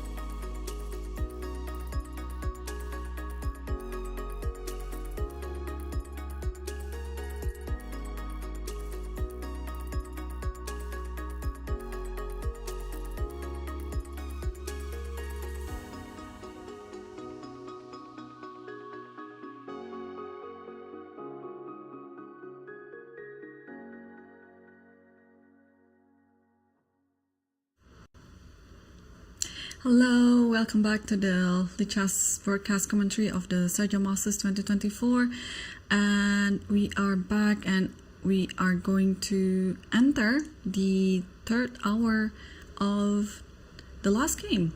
And here we still have three leaders in the master section. Two of them are playing against each other. On the camera we see Sam Shankland, and his missing opponent for now is Volodar Murzin. And on the second board, another leader, Daneshvar Bardia, is still playing against Ergaisi Arjun.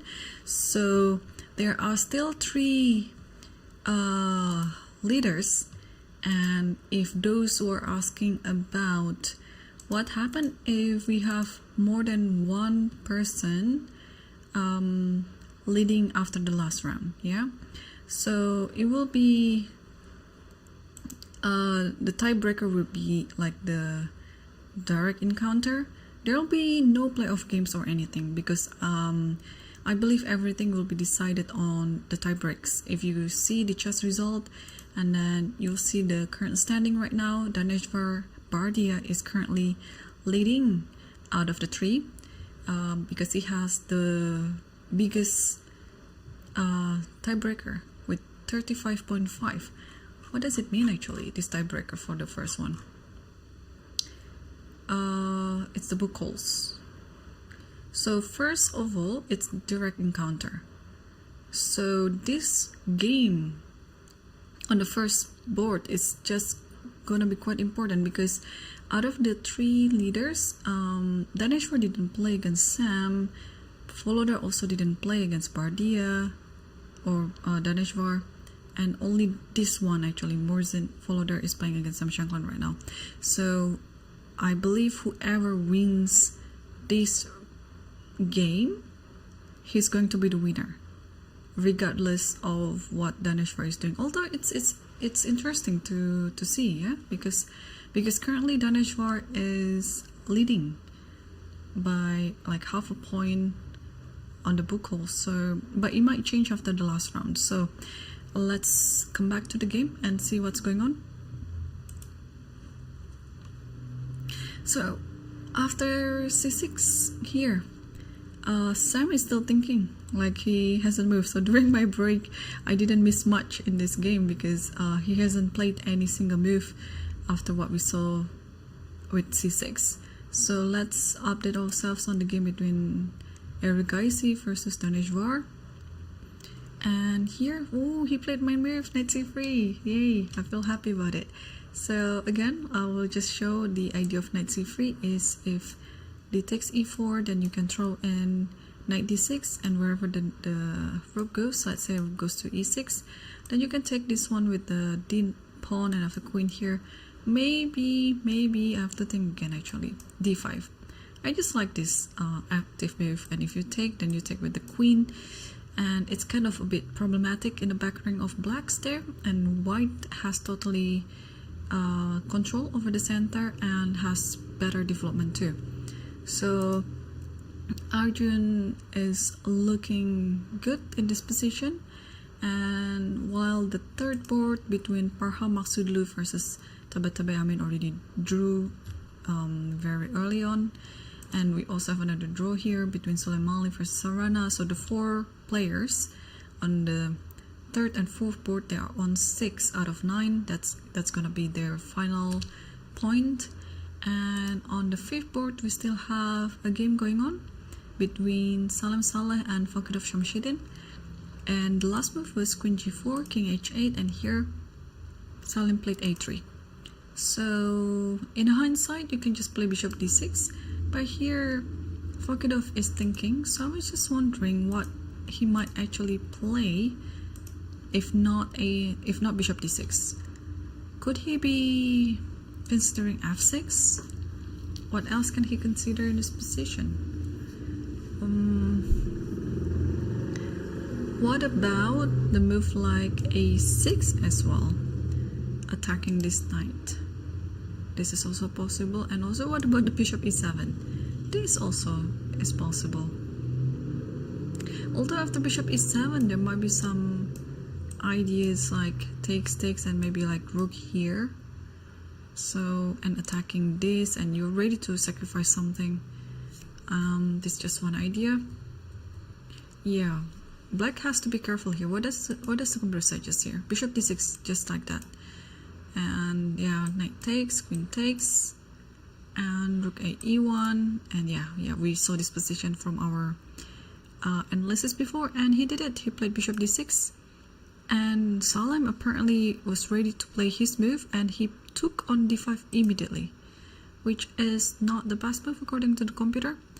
The best move was taking on d6, but what's gonna happen after this? So if bishop takes bishop and bishop f4, wow, so this might be just his idea, because you cannot take this rook. Thanks to bishop e5, it's attacking both the checkmate and the queen, so you cannot do that. So if bishop takes e5 in this position, then white will take b7 like this, with the idea of taking this, and if we give it check, king h1, and then in the end it will be two pieces against a rook. So it is also a preferable position for white. What else can we say about this? So I think it's pretty much black has to resort to this idea with bishop d5 and play this position after bishop f4. And then here apparently you can just play rook f d8. So what's gonna happen after this?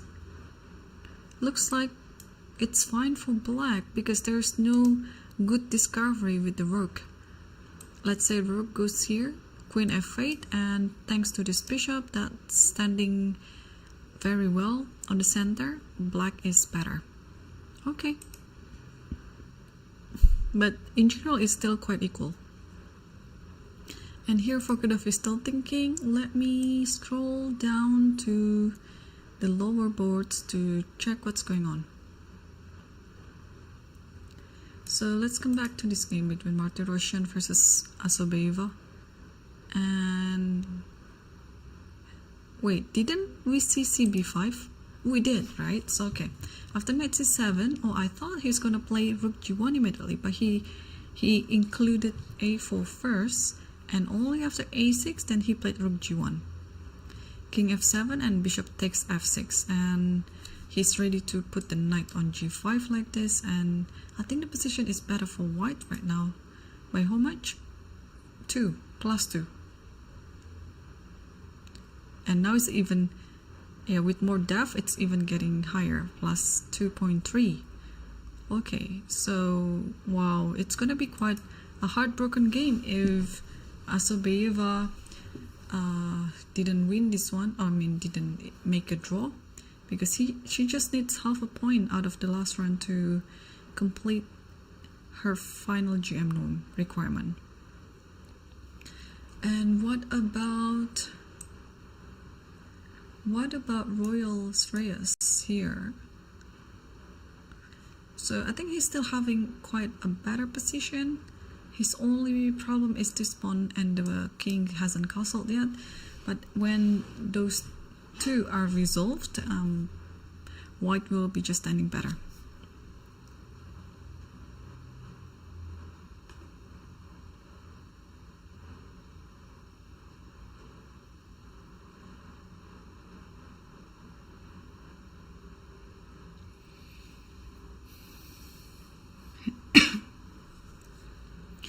Okay, what else do you want to see? Let's check also on the newly minted Grandmaster, Siddharth Jagadish. He's today playing, oh, what an anti-climax. He lost this round very quickly against Sindarov.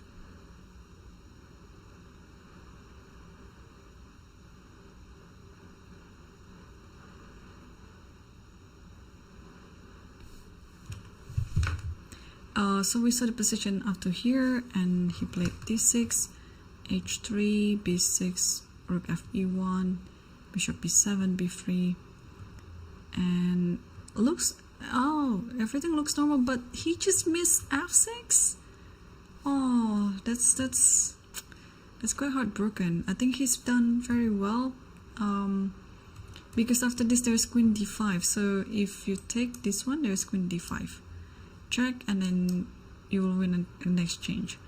But on the other hand, after bishop b6, if you play rook e1, then rook e1, and then it is attacking the queen, and you already lose a pawn in this position, and your position also of the king is not as good.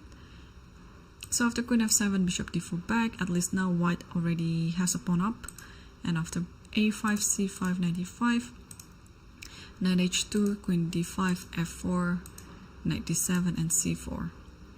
And yeah, and black resigned.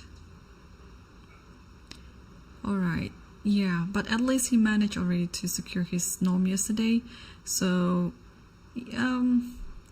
yeah, that's the thing when you already won something big in your life, because by winning the game yesterday, he secured his last norm, and this is of course one of the biggest days in his life too. Yeah, he might be a bit too happy about it, and it would be very hard to get your focus back on the game after what just happened.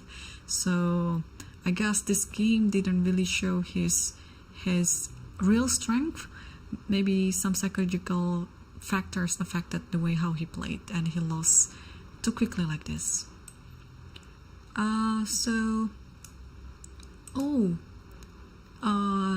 The Lichess qualifier, international master from Iran, Gulami Orimi Mahdi, apparently, well, before the last one he already secured his GM norm, and today he managed to make a comfortable draw against a very strong Hungarian grandmaster, Benjamin Gledura, in a Catalan.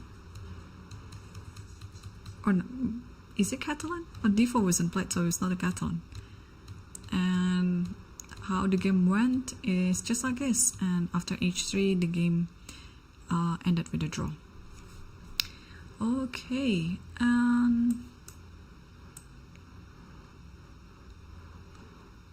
the rest of other games are still being played. Let's circle back to the top board, board 1. This is our leaderboard right now. So after quite a while, after quite some thinking here, Sam decided to take the bishop on h6, knight take h6, and knight fd2. Yeah, I think he thought for quite a while here because of this pawn. He's trying to make use of that pawn. So knight d2, I guess with the idea of course, knight b3, and you just want to grab this pawn. And whenever bishop takes c4, you always come back taking it with a check. And yeah, but what can black do in this position?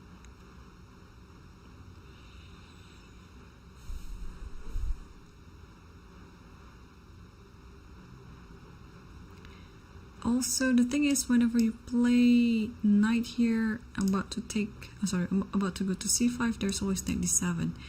And now, since there is no more dark square bishop, maybe it is time for the king to move to e7.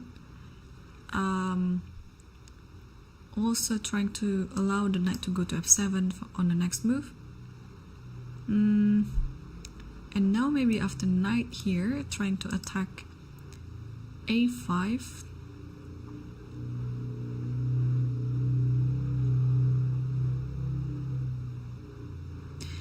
I was thinking maybe just knight d7. It might be just possible.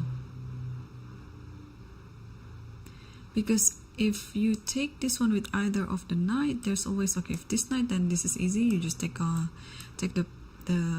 pawn on b6. And you cannot take on b7 because the knight on b3 is hanging.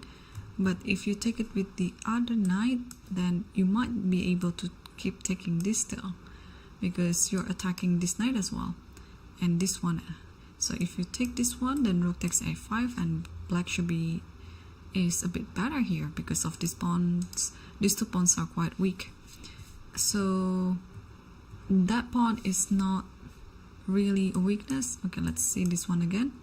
And after this, you can just simply take this, and you will end up with two pieces over a rook. And yeah, I like this idea. And oh, apparently Murzen played it, so he played king e7. It's already on the board. Now Sam has to figure this out. it is actually very, very possible, because I think the current position is slightly better for black. Just imagine a 17-year-old. Actually, I have to check how old is Morrison. He's very young still. I'm pretty sure. But how old is he? He was born in 2006, so he's 18. He's 18 and he's already playing this well. Anyway, knight b3 has already happened, so we actually discussed knight d7, right? And yeah, Morrison didn't play knight d7. He just took the knight on c4, and now of course knight bishop takes c4, and only that you play knight d7. So he included this move first, and now this pawn looks like it's gonna lose. How are you going to protect that pawn? Yeah, again, I'm happy that in a way my prediction comes true, but also it's not a really good position for Shankland now, because that pawn I mentioned earlier is a double H pawn. It looked good because it wasn't being attacked yet, but it's gonna be quite weak when it is happening like this with knight d7. So how we deal in this position? The only thing that I can see is you might actually play rook cb1 here, and with this idea, and takes on a5 like this. This might be just the move to continue. Oh, he did it. So Sam did it. Alright. So rook cb1 is already on the board. Yeah, this is like an indirect control over the b6 pawn. Yeah, you cannot take b6 because of knight a5. And if this happens, then rook takes b6, and probably now in this position white is better, because the bishop is now is a more active piece than the knight on h6. So alright, so for now the b6 pawn is kind of untouchable. But what else can black do in this position? I mean, black is not forced to take it, of course. I think it's time for the knight to join the game. So back to f7 and potentially go to d6, and maybe knight c8 and takes on b6. So this will be quite a journey for the knight then. But I think this is calling for it.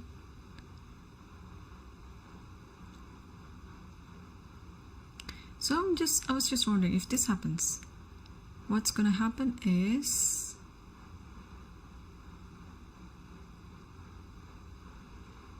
because I don't think you're able to take, because after this well, this pawn is still untouchable on b6, but black will play rook a6 and take b6 like that. So I think white has to keep the bishop on the board. After knight f7, what white will do?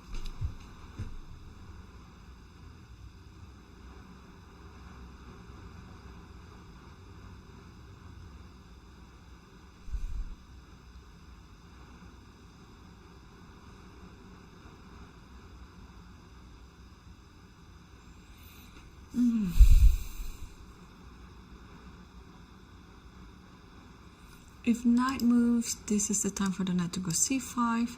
But if knight stays, then this knight will go to d6. Yeah, this is a tough position actually for white.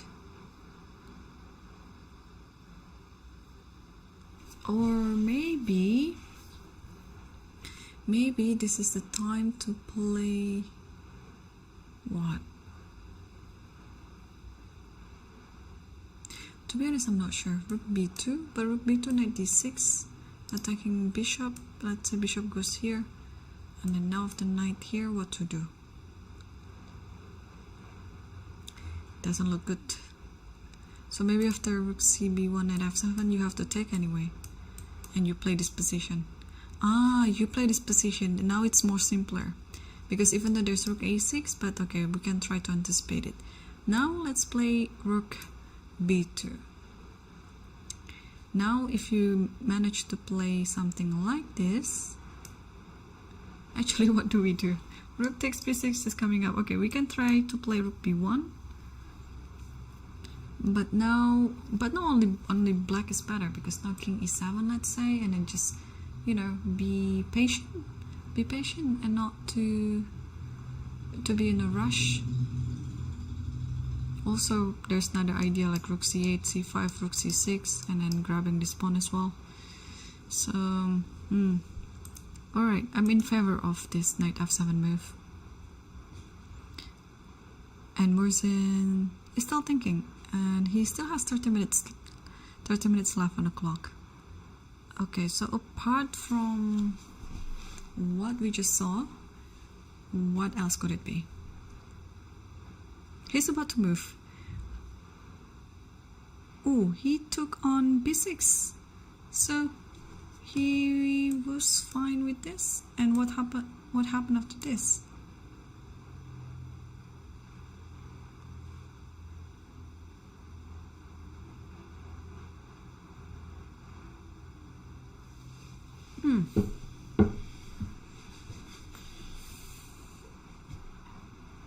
Knight takes b6, so this one, then I fail to understand this, like really. Could it be this one? Then after this one? Isn't it just better for white? Yeah, knight a5 is on the board. Of course, this is automatic. Knight a5, and what happened? Rook takes a5, and they agreed to draw.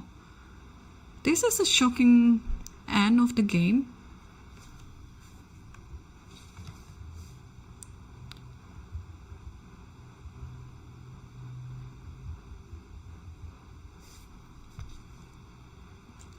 Because really, all right.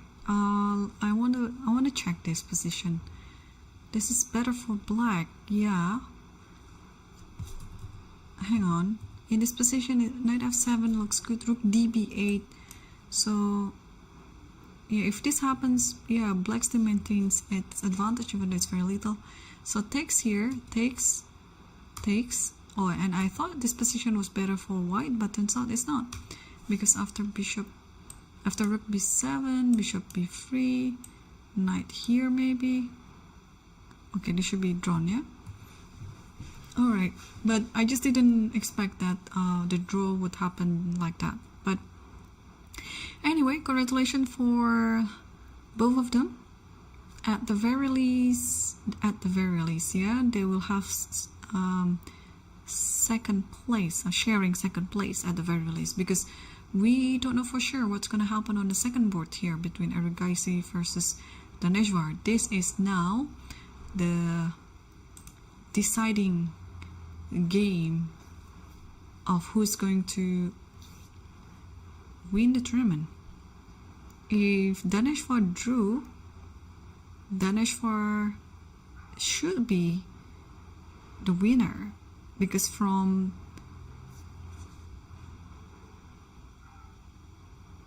the current position he's better. So let me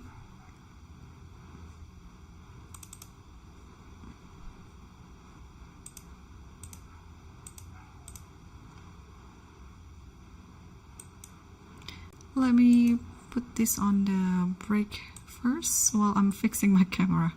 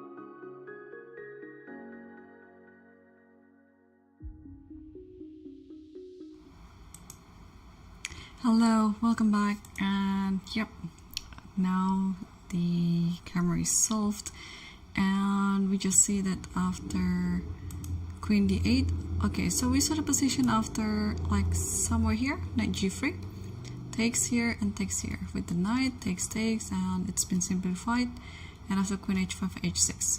So now it is white to move, but things are looking quite equalish right now with this pawn hanging on the center. Yeah, black doesn't have any problem anymore, so my prediction is this game is gonna be a draw. And yeah, if it's a draw, I think Bardia is going to be the winner of the tournament because his tiebreak before the last round is better.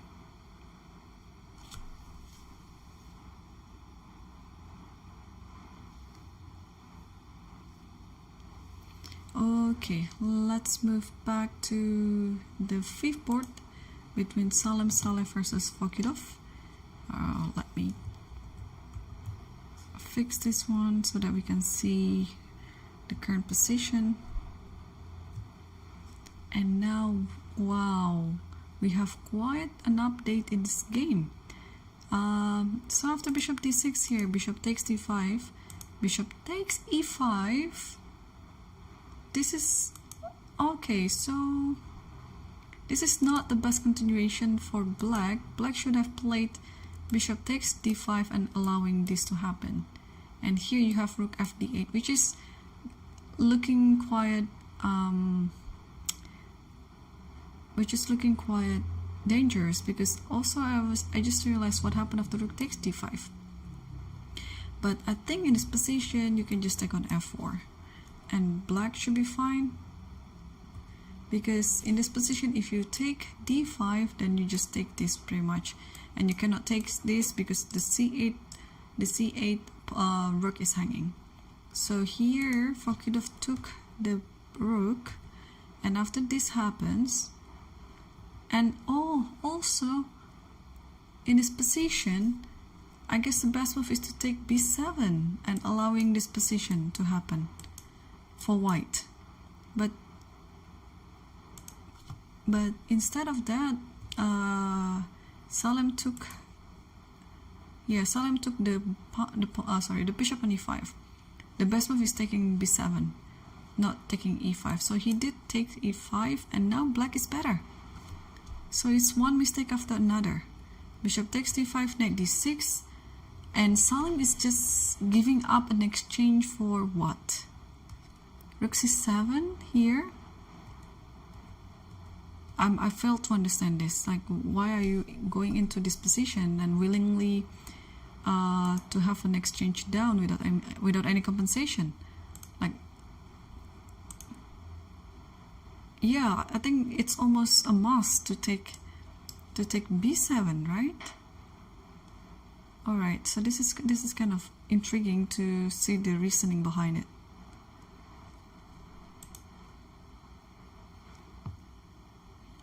And okay, so here the last move after queen d8 was h4. So Salem is trying to attack, but I think he doesn't have enough pieces on the game to really attack, and now black is just quite comfortable having an exchange up. So how to continue this position as black? Because this rook is comfortably covering the 7th rank already. Do you want to play f5 here? I think that should be fine. After f5 maybe it's queen g3. And now what's next? I mean, there shouldn't be any direct win in this position. I think black has to be quite patient, but at least black is no longer in danger. And what just happened? He played rook d7. So what is the idea of rook d7? Okay, you just want to, what do you want to do? Takes this.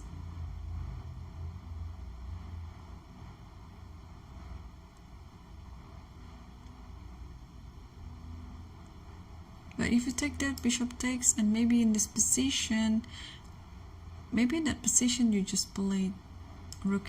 Oh no, no, you shouldn't be like that. Okay, what is the idea of rook d7?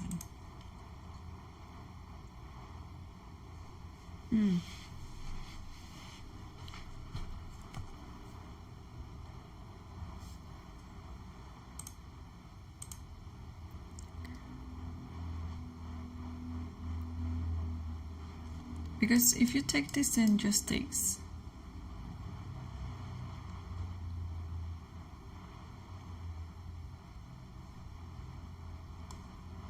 Okay, this is quite intriguing to me.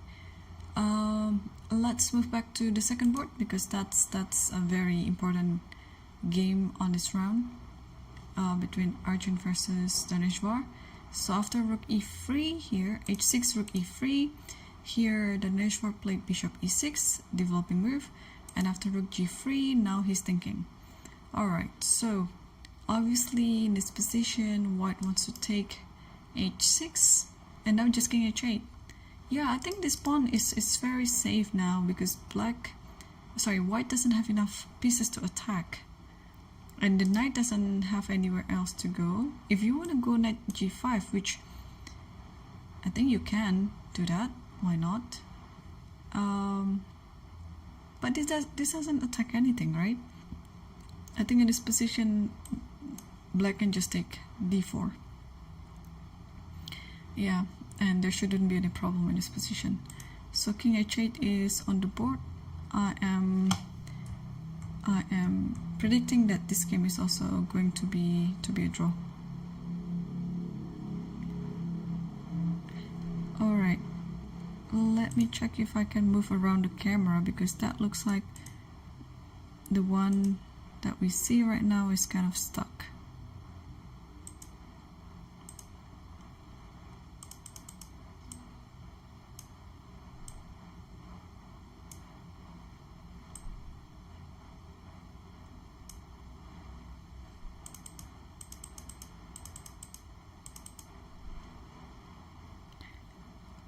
Alright, so Arjun is still thinking, and I might be wrong, but there might be a draw offer by Daneshvar in this position.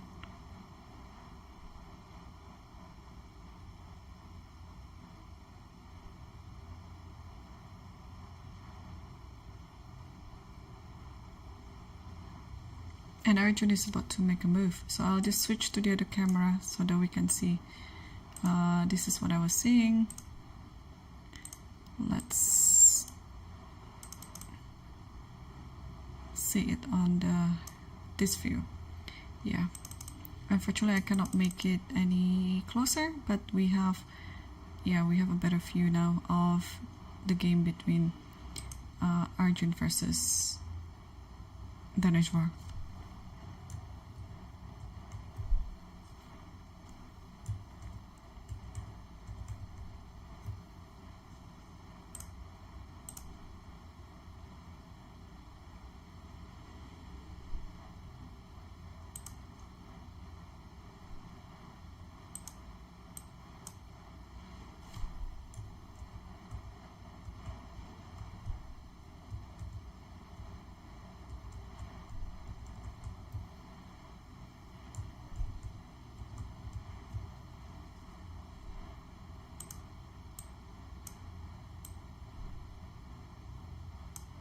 Okay, there you go.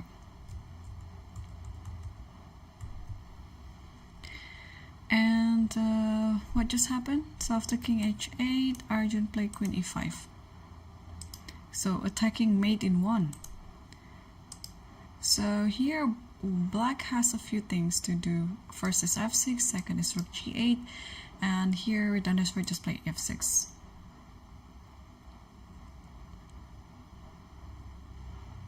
So where does the queen go? If the queen went here, I think you don't really have any idea with queen c5 here. After bishop d5, maybe knight d6, but maybe a move like here should be fine. So what else can we do? Queen d4, sorry, queen d6 maybe. if queen d6, this might be just takes, and then rook here, knight takes, and then rook here. Black should be standing a bit better. So maybe what Arjun is thinking right now is queen here, allowing this to happen, and queen here.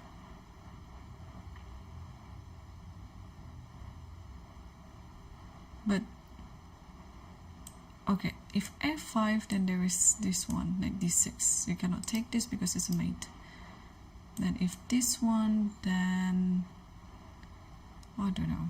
We can take this maybe, but this looks just, everything looks under control for black. So f6.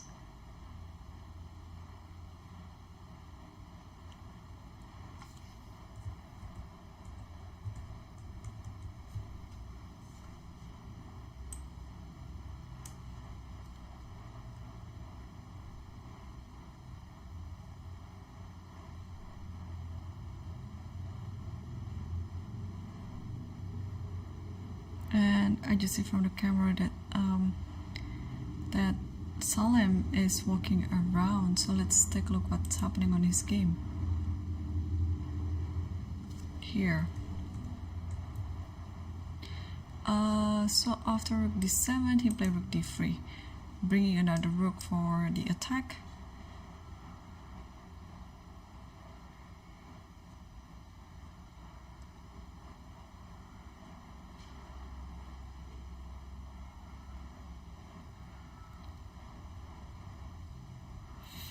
Yeah, so if we were black in this position, how are we going to continue?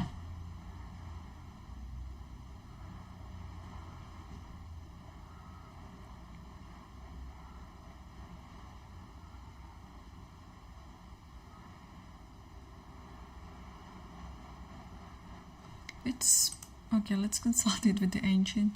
Queen e7 is a move, and if rook g3, oops, not rook f3, rook g3, and bishop e4. Wow, bishop e4. So knight takes e4 is fine because you have f5. And let's say, oh, okay, the queen has to go, yeah? Okay, queen goes here, you take the, you don't take the knight, but you take the, this one, because it's attacking this and also this. Knight f6, gf, queen f3, let's say, and rook f d8, and you are threatening rook d1. Wow, okay, that's quite complicated.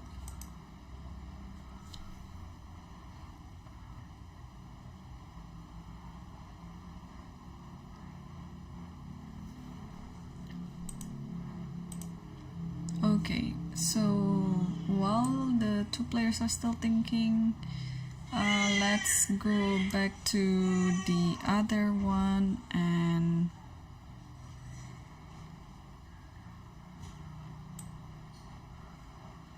oh, I have to come with very bad news here that Baby Sarah lost the last round of the tournament, and yeah, and that means she didn't get the final norm then. Okay, what happened was after bishop takes f6, she took it with the pawn, and now queen here, king moves away, takes f5, and after rook g7, knight takes here. Okay, so black is trying to get something in the position, trying to make it unclear, but after queen g6 here, she resigned. So what is going on after queen g6? Let's say king here. Oh, and then just takes his, yeah, and then this is this comes with a mate, and this is also now under attack, so that's why she resigned. Okay, that's pretty sad. But again, it's very hard. Yeah, you play a very strong grandmaster in the last round, and you're playing with black pieces. So yeah, but hopefully she will be able to bounce back and win the last GM norm on the next tournament.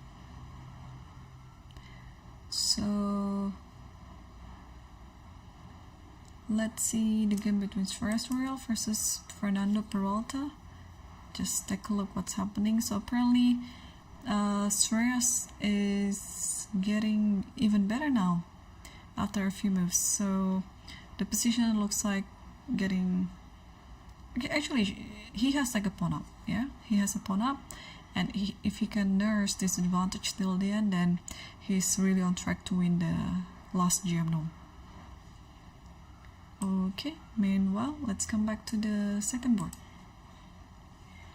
Yeah, so Arjun chose to play Queen C5. So he apparently is trying to overpush this position because again, it looks like white doesn't have anything.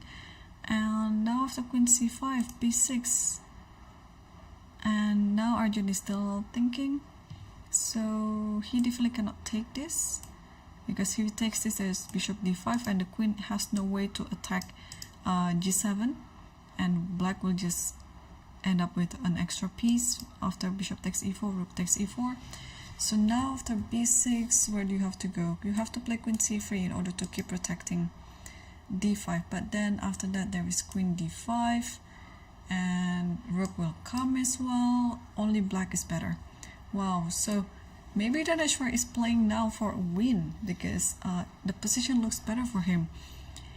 And even though I think the tiebreak, I think Daneshwar has the highest tiebreak in the tournament if everyone shared with 6.5 points.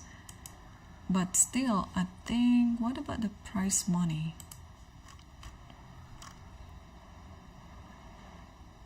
The prize money will not be shared.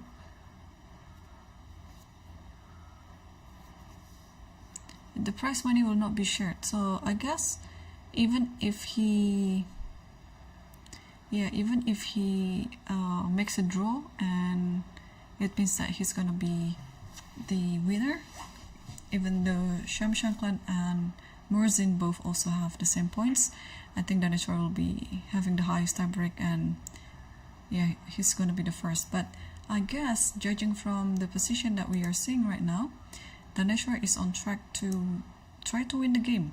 So it would be depending on how he's going to continue this. If he's ambitious enough, then he just play for a win. But if he's not ambitious, I mean, a draw offer, I think Arjun will just take it, because yeah, the position is only better for black.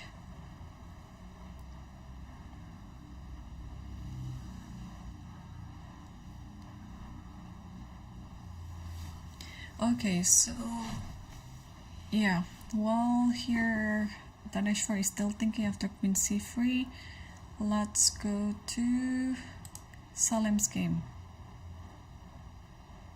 And here, okay, bishop e4 is on the board. So Fakadov found it then, because we discussed this position before, that after... Was it the position that we discussed actually?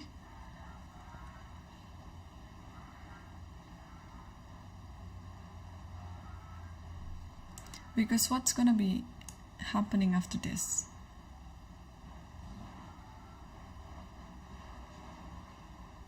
No, bishop e4 was not. The move was queen e7, and then after this, then bishop e4. Yeah, so we can actually kind of transpose it. Now queen e7 might be just okay, and after this, then we have f5. What's going... Okay, if this one you take the queen, of course.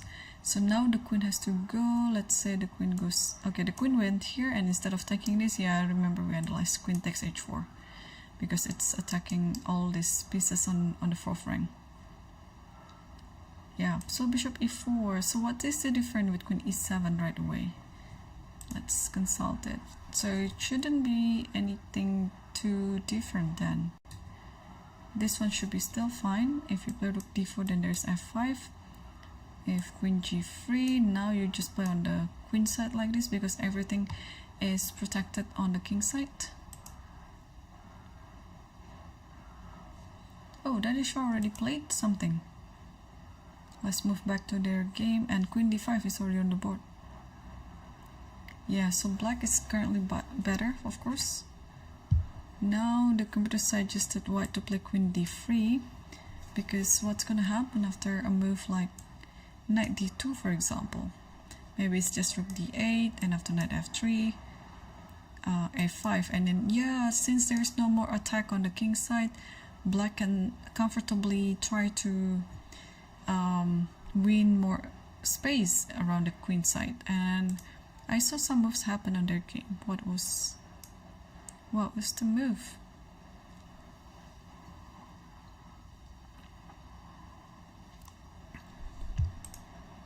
Oh, rook e3. Whoa, rook e3, allowing bishop takes h3.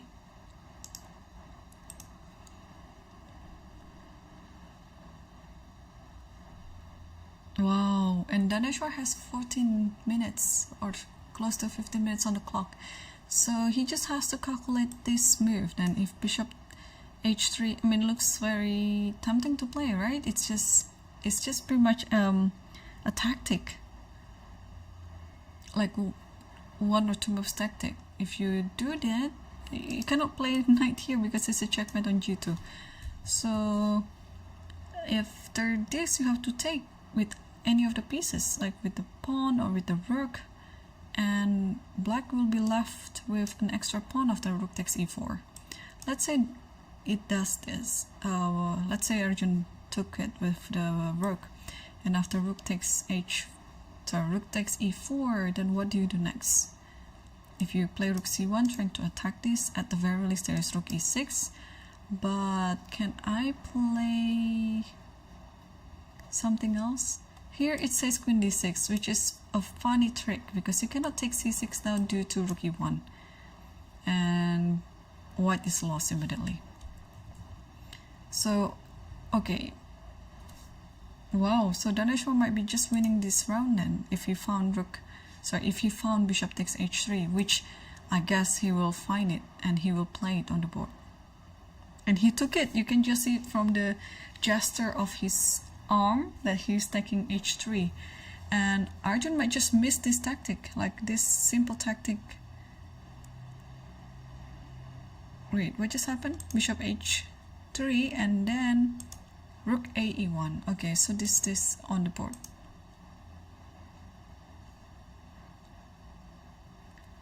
And now the idea is to capture this with both. No, if you capture that, I can just simply take this. So maybe now it's best to put the bishop on d7 like this, because your job is done there on h3. Like you fulfilled the job, and I just go back to a square that is very safe and protecting everything. So I believe bishop d7 might be happening on the board. Or actually, hang on, this is also interesting. Bishop takes here, why not? Because if king takes, then you play f5 and you kind of like simplify the position again, and you will be standing with at least an extra pawn on the board. So this might be just what Daneshwar is currently thinking. You simplify this and then treat as many pieces as you can, because in the pawn endgame you'll be left with an extra pawn, and that is enough to win the game. Yeah, now I'm leaning toward this variation. Yeah, he can totally take g2, it's fine. And if knight takes f6, you don't have to worry about that. Just rook takes e3. And if you take this one, then hang on. If queen takes here, for example, then this is different. Who is better in this position? Maybe white is close to winning after this. Wow, Arjun is so tricky. He's doing this trap. But if you don't take the rook, then black is losing, right? Because the rook is about to take the rook. So no, you don't. Alright, so don't play bishop takes g2, although it looks tempting, because there is this idea. And after this, queen takes. And now the knight is attacking this, and actually it's attacking the back rank mate. and of course the king is attacking this. Okay, so rook a e1, be just safe and play bishop d7. Yeah, okay, good that we discussed it, because it looks like that move is very possible. So I was just wondering why Arjun allowed that to happen. Yeah, because now after knight takes f6, don't take this one, because we'll see the same reason with queen takes and then takes e3, but now I think just takes here. Yeah, so this should be the continuation in this game. And Daneshvar was about to play something, and I think he did bishop d7. I think he pulled his bishop back, not forward. So I think we're gonna see the move. So yes, bishop d7. He just played it. Okay. Wow. I almost fell into Arjun's trap here as black. Yeah, bishop g2 looks very tempting, of course. But apparently that was just a trap. Actually, let me check it with the engine. So what happened here? Oh, bishop g2 is okay. Oh wow, but it's gonna be very hard to find that. So here, if knight takes f6, rook takes e3, queen takes e3, and here you don't take this. You play queen f7, and you're still standing fine and better. Of course, it is better now. Now when I realize that, it is better, but it's so hard to see this move, like to insert this and convince yourself that the position is actually still better. Okay, I think both Daneshvar and I missed it. If we didn't miss it, of course I think Daneshvar would have played bishop takes g2, because in hindsight, in this position you are left with nothing else but take f6, but that means you just lost after queen takes h6 and rook e7. Wow, okay, and now things are looking fine for Arjun after this position, because now I think thanks to this setup and the knight on e4, yeah, Arjun is back on track. Although he's not better, but at least he might be able to save the position. So bishop d7 was played and Arjun played queen b4.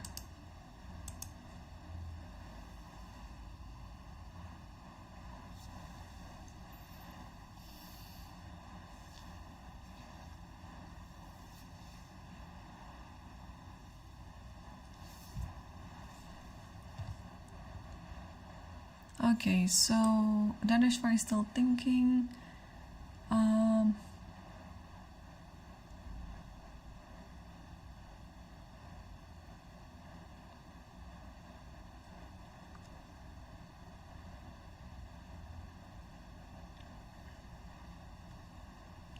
Let's see what happened between Salim Saleh versus Fakidov.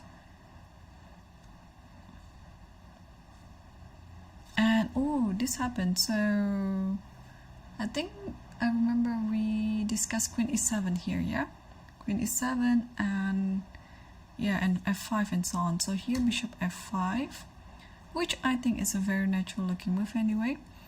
And here after bishop f5, yes, Salim's still thinking, but the position is already -2 right now, so Fakidov might be just winning this game. And if Fakidov wins, ooh, Fakidov will be on 6.5. He will be sharing the second place at least. It would be depending how Daneshvar finishes the game. If Daneshvar draw and Fakidov wins, so there will be 4 players with 6.5.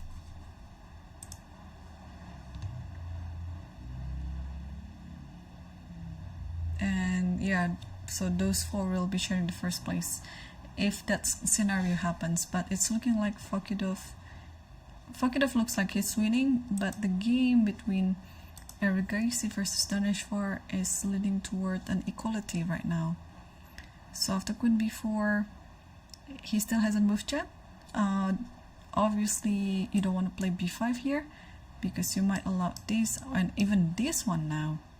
because of this check on f6, sorry, on f8. So here you have to take the knight, and now after all this simplification, takes here, queen check here, and after this endgame it's just a drawing endgame. So what happened was, okay, rook a b8, allowing that to happen.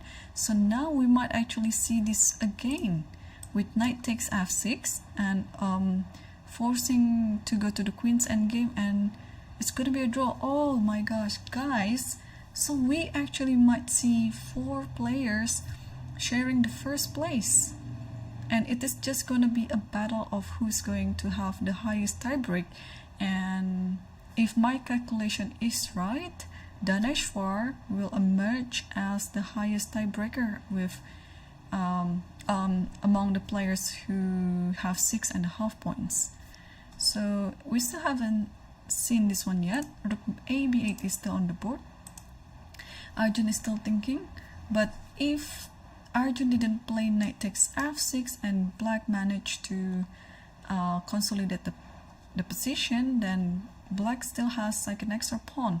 So I think it's almost a forcing move here to play for Arjun to take f6 and then forcing the queen's endgame and draw.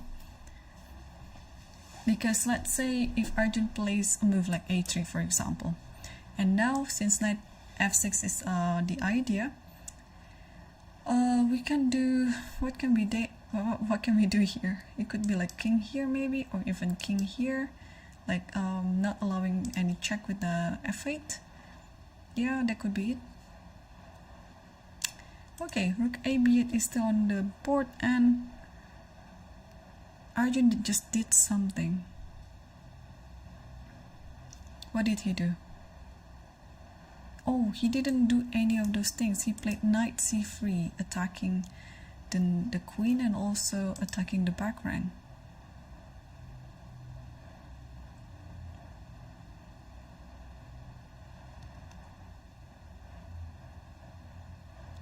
Alright, knight c3.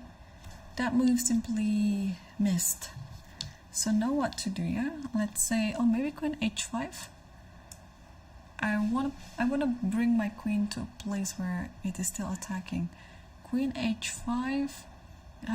You have to be ready with queen d6 though. But after queen d6, oh, what to do here?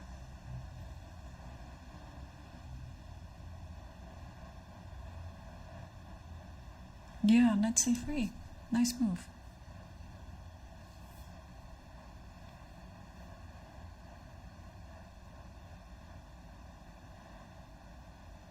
Yeah, now you just want to take this, take everything, and queen f8.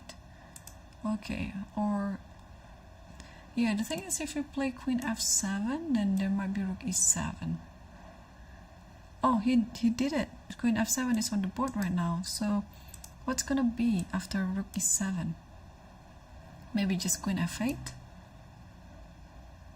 And after takes this, you have to take this, and then you have to take this, and takes this, and check like this. And after this, you can actually take d4. Can you? Maybe not.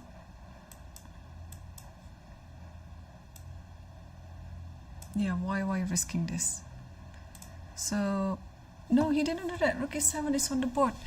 Okay, what do I miss here? Oh, that is cute. If rook e7, it might be this actually. e7. I mean c5, sorry. Because if takes, then you take, yeah? Takes and you take again. Takes and maybe check here. And after this, check here. And you take this, and black is still up a pawn. So Arjun didn't do that. He just took on e8.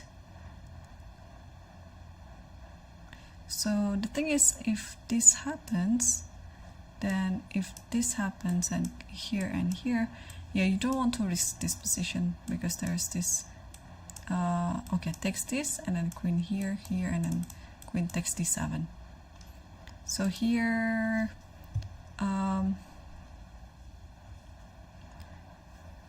yeah, so here Daneshwar took with the bishop, but for the pawn, Arjun has some compensation due to its piece's activity. Now things are different. Yeah, queen d6, and now maybe you are planning to play rook e7.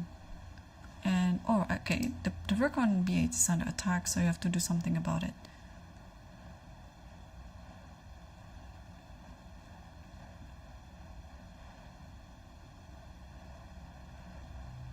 So maybe it's time to play rook c8. But after rook e7, what's going to happen?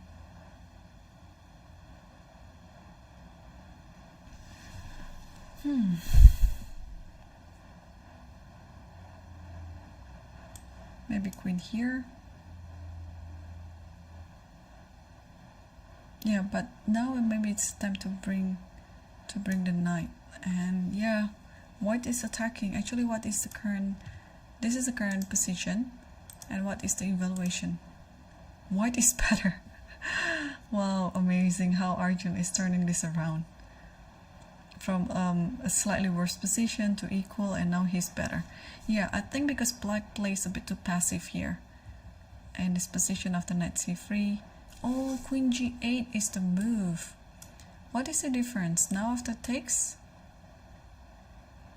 you take with the bishop, but after queen d6, still rook c8. Oh, and there is no rook e7 maybe. d5 is still there, but you play bishop h5 because everything is protected, and after takes this, oh, this is hard. No, this is a hard position to play. No, there's no way that they would play these moves. So the difference is after rook c8 there is knight a4. Oh wow.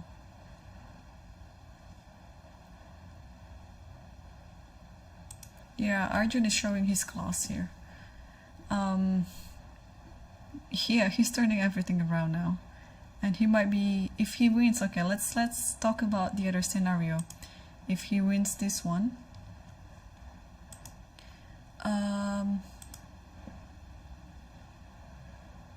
so if he wins, then he's also going to be 6.5.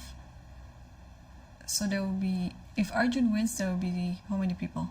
Murzin, Samshanklan, Erigaisi, and potentially Fokidov, and still 4 players, so it's 6.5. Yeah. All right. So whoever.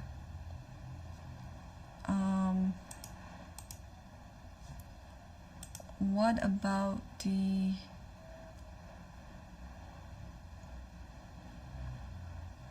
tiebreak? Wow. So if that happens, if that center happens, okay, if Daneshwar loses, it means Murzin Volodar is going to be the winner. If Daneshwar drew, then Daneshwar is the winner. Of course, there are like a few plays with the same score, but yeah, but judging from the tie break, who is having the highest tie break, then that might happen. Okay, I want to see what's happening on the other game, because well, knight a4 already played by Arjun, and he's now on the driver's seat. So okay, the computer suggested queen d5 here, trying to simplify the position. Queen takes d5, c d5, and knight takes b6, and rook has to stay on the back rank. And here rook e6. Yeah, it's looking like black is under trouble. So the game between Salam versus Fokidov here has played a few moves. So what's happening after bishop f5 here? Instead of going to h5, Salim played queen f3. F takes e5, bishop takes e5, and bishop g6, and here queen c6. Oh, he might actually, yeah, rook c7 is going to happen, followed by rook c1, queen takes h4. Oh my gosh, this might be just resignable now. Okay, rook a4 is already there, but okay, apart from rook c1, there's also rook c5 attacking this, and you are forced to play f4, but if you do that, then queen takes h4. Oh man, rook c5 is just the winning move now. Wilfa could have played, and he's about to move something.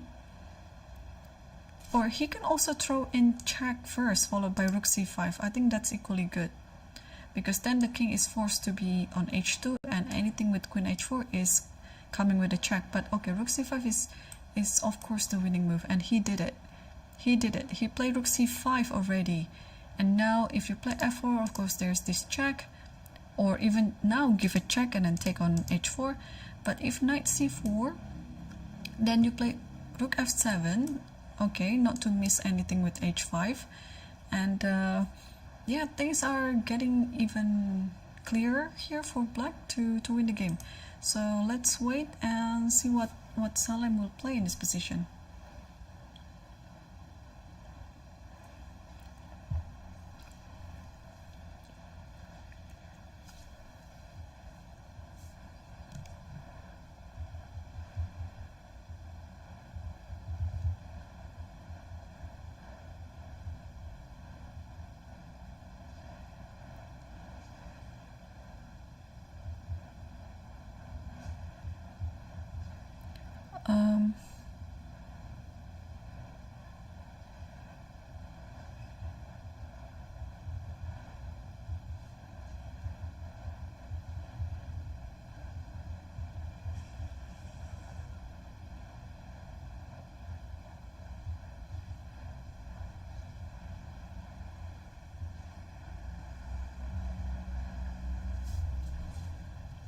Okay, so Salem hasn't moved yet, and let's move back to the second board between Arjun versus Daneshvar, which I thought it was going to be rook and knight versus rook and bishop endgame. Now it's instead of rook we have a queen, and after knight a4 he played c5, allowing knight takes b6, rook c6, and now queen b8, and offering this trade, which was accepted by Arjun, and now d takes c5. Okay, so according to computer, black is slightly worse, but he can try to save the gameplay by playing king h7, because it's gonna be hard for white to proceed with this pawn, because c6 is currently undermined by both pieces. So if queen f4 happens now, you can try to grab this pawn, and after this happen, check, and then bishop g6, so everything is looking good. And Daneshvar is on 5 minutes right now, while Arjun still has 25 minutes on the clock.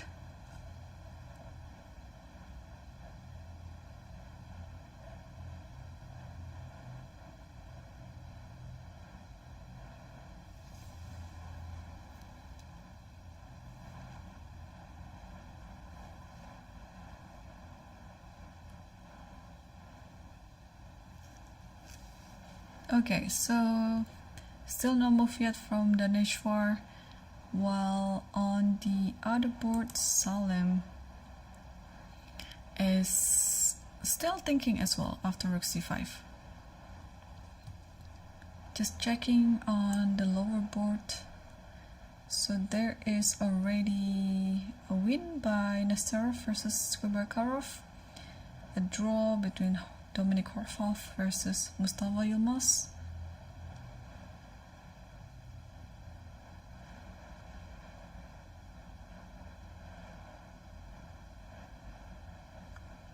And let's check this game between Yu Yangyi versus Edis Gurel, because it looked like it was a very balanced game, but now Yu Yangyi is in the driver's seat. This position looks like, yeah, black is worse. So rook e6, the bishop has to move. Let's say bishop moves here, and then rook f6. Okay, of course these are not concrete, but this can be potentially what happened. If king takes g2, then king takes e4. Yeah, and then you're just playing with these pawns against this pawn. So apparently there's already a move on the second board here. King h7. So Bardia played the right move here.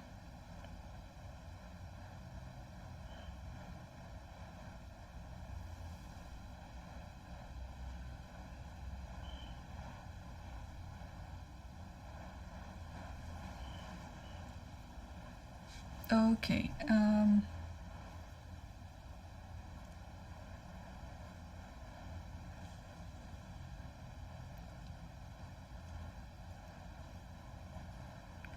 Kh7, and okay, there's also queen f4. Okay, we saw this position, queen f4, queen takes here, and check here, and then queen d4, and so on. Yeah, but Arjun can really take his time because he has more time on the clock. And on the other board, on the fifth board, still Salam hasn't moved yet. He's still thinking about this knight c4 potentially, or how to play. What could he be thinking? Maybe queen d4 as well, attacking g7. But apparently, okay, with the computer help, of course, it's easy to see that rook d5 is the best move. But after this, you cannot take this. Actually, you still can take that one. It's fine. Yeah, there's nothing with this position. And then like this, let's say, and then rook d1 check, and check this one too. Okay, so here, yeah, white is forced to play knight c4, but Salam is still thinking about it.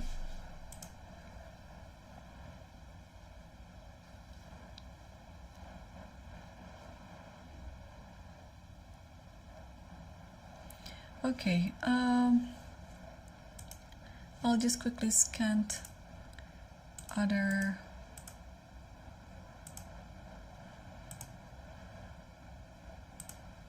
positions.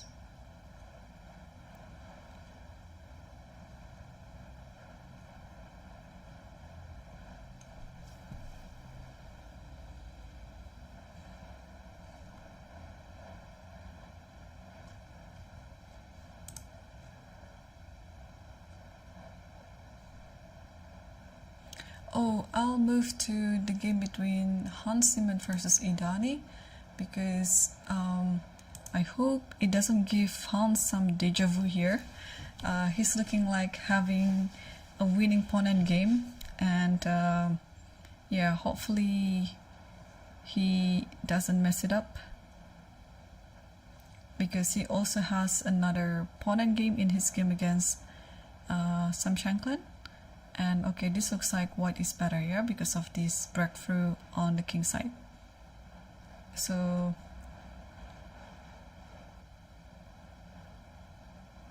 yeah, what to do? So you have to take on f6, and after this you just go here, and then okay, and then grab all the pawns. Yeah, and he did it. So gf6 is on the board. I think this is a reasonable position, and he won the last round. But it means he's not crossing 2700, because he already lost twice back to back on round 7 and 8. But yeah, but he finally managed to bounce back by winning the last game. So let's go back to the second board. Daneshwar is currently back on track again. Looks like he's equalizing everything, and now having the queen over here, I think it's a good thing to play bishop c6 as well. But here pretty much I think bishop c6 should be fine too. Yeah, bishop c6 should be still equal, although the computer side just the first option is queen f5. But I think in this position it's not really like a concrete position where you are left with only one move to continue in order to maintain equality. But here black has a few options, so the Neshvar is looking like comfortable. back in track to win the tournament by just drawing this game. So he has moved something. Yeah, he played queen f5, attacking this one. And now the thing is, after queen here, there is this check, and you have to go back to here again, because if you play this, then there is this check along, yeah, this like triangle check pattern. So queen f5 is on the board, and now if you play this, and I think it's just all this type of checks. So queen f5 has a very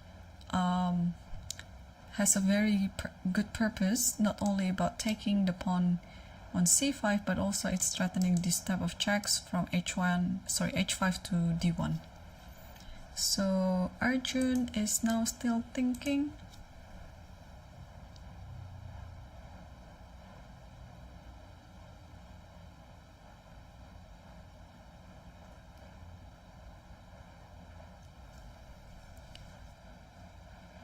And let's move to board 12 between Felix versus Deak, and looks like Felix is going to win.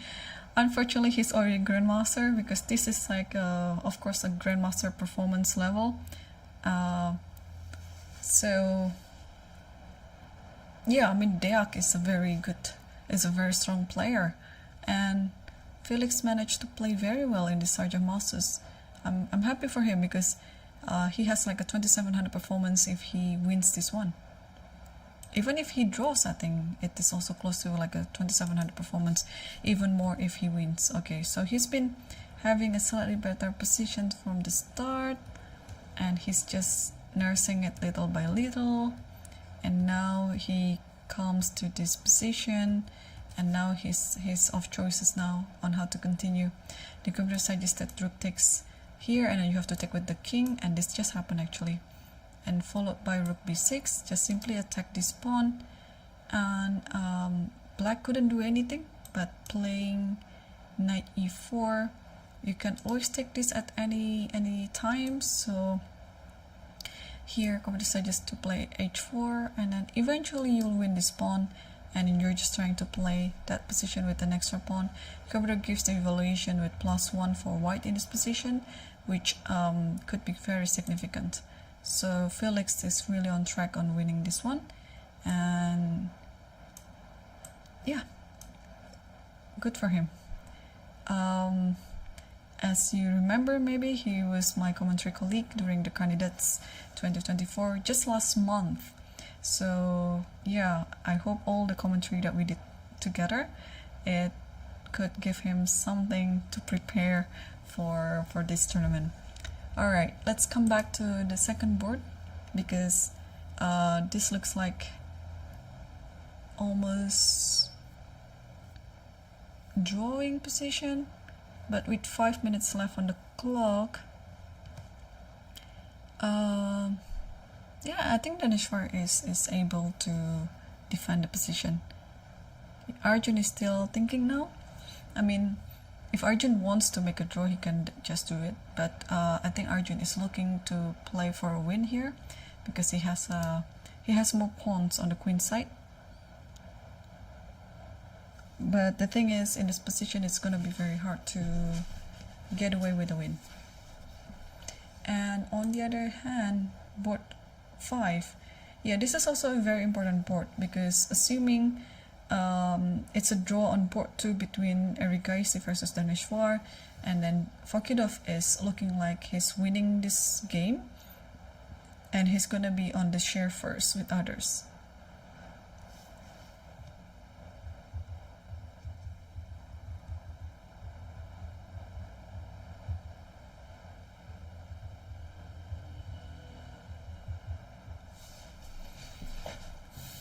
Okay, so we saw the position after rook c5. Here, instead of knight c4, Salim played knight b7. Oh yeah, why did I miss that? But there's a check here. Ah, so that is why you play rook c5 first. Because imagine in this position, if you play rook c1 first, and then you play rook c5, and then there's knight b7, and it's no longer winning for black, so that inclusion is not necessary. So you should just play rook c5 immediately, just like what Fokidov did.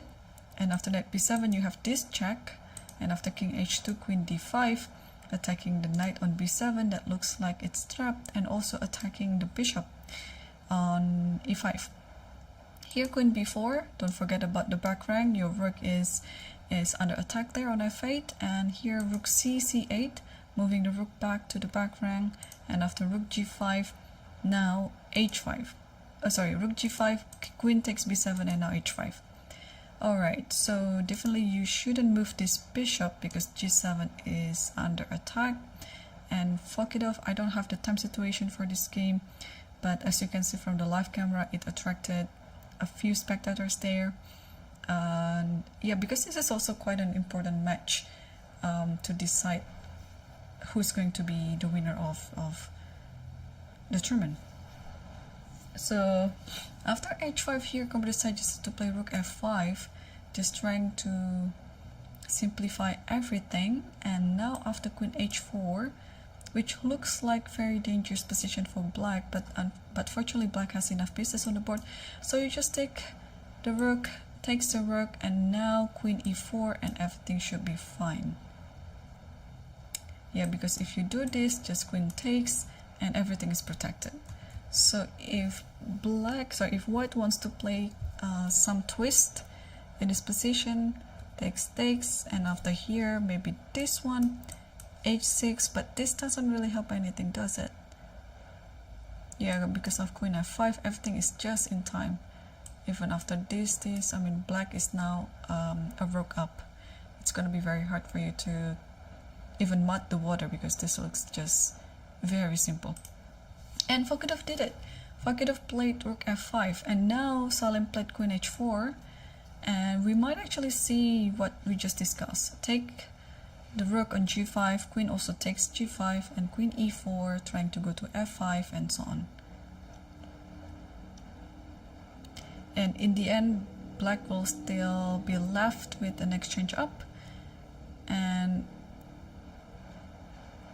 the difference is the positions are going to be quite clear because there will be so many pieces traded on the board. Okay, and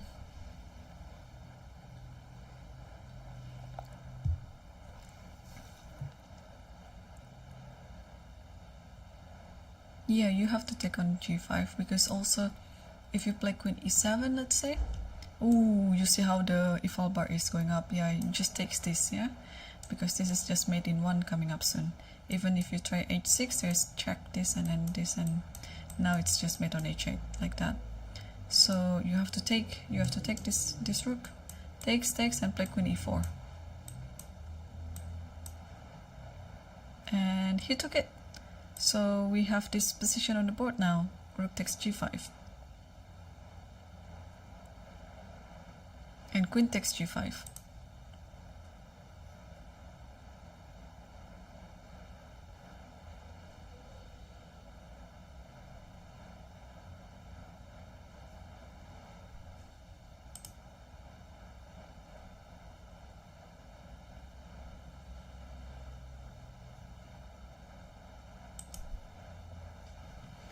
Okay, let's move back to the second board just to see if there are any more moves coming. But apparently after queen f5, Arjun is still thinking. He hasn't moved yet.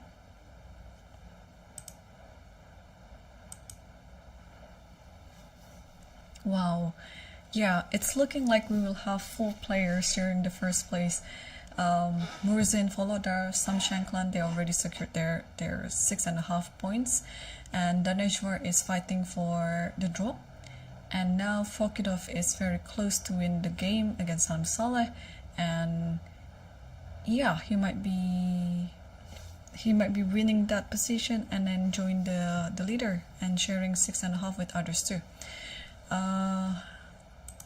Do we have any more games on this position? Or do we more have moves actually? So after taking on g5, he played queen f7.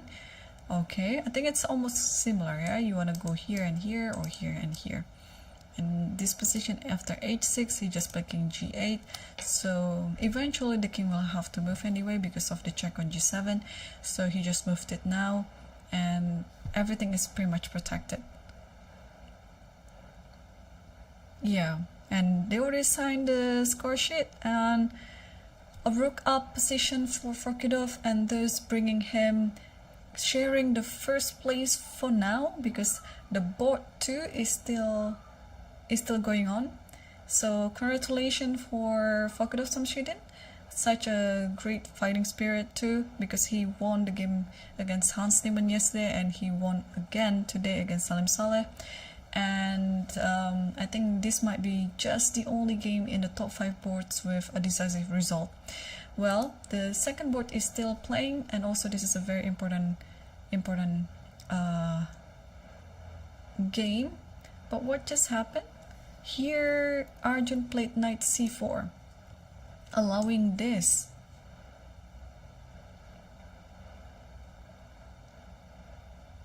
Yeah, it looks like this game will end with a draw.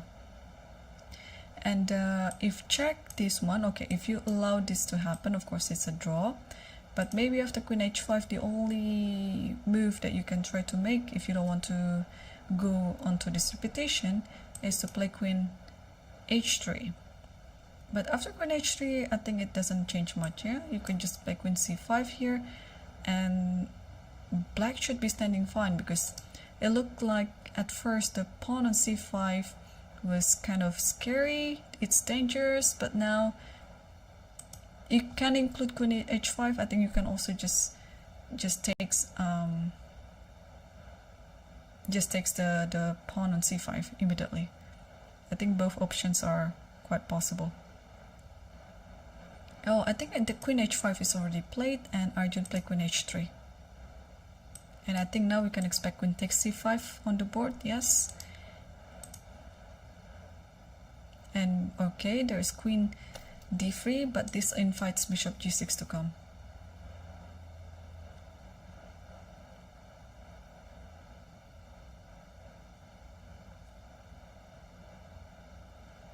Then that might be just a quick draw then. I mean, not quick, but immediate draw, because after bishop here, where does the queen go? Oh, the queen must go here, maybe. Because if, not sure. If here, then you have to be ready with this, although there's always a check. So bishop g6. And if you play this, there is this check always. And then come back downstairs, and then check here again. And if you move up, there's always check like this. So instead, after bishop g6, he played queen e2, okay, to protect both the knight and this one, h5. But black has no problem. In fact, I like black's position better now, because it looks like it is more active, although I guess technically speaking it should be just equal.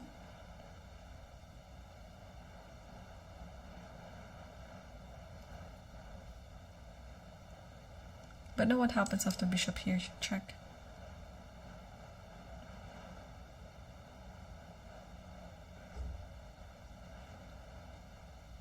Daneshvar is still thinking. Yeah, but the position, I don't think it has any risk to white too. I mean, there's no risk for both players here. So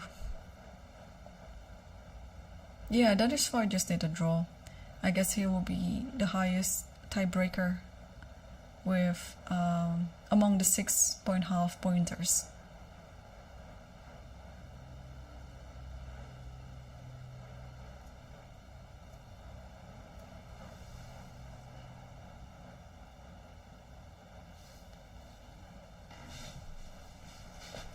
Okay, so still no move yet by Daneshvar, and he just moved it actually. Queen d4 is on the board.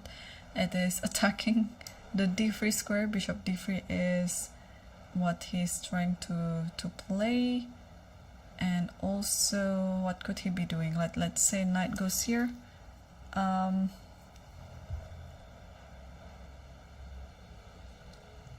And then,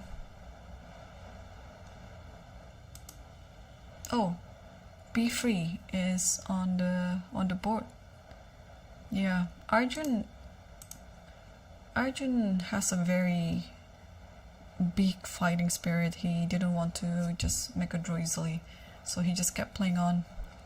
And now after b3, what happened after bishop here? Because if you move something like this, let's say, then there is this check followed by this one. So queen f4. Now you have to be careful. If you play some move like g3, then this diagonal might be quite important. So maybe in this position already you have to give it up and then play king g1, and then you have to succumb to this repetition. Because after queen f4, let's say g3 here, I think the queen will just go back to, yeah, we'll just go back to d4. Oh, g3 is already on the board. Okay. Yeah, Arjun is playing with fire, although of course the position is still equal. And I think we're gonna see this.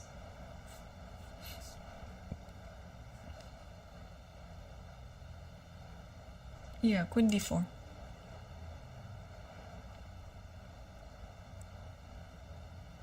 And he just moved something. What could it be? Knight e3, try to consolidate everything.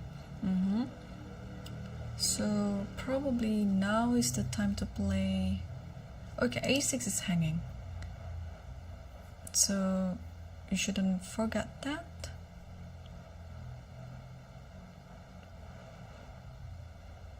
But also, can I just play bishop e4 and forget about that pawn?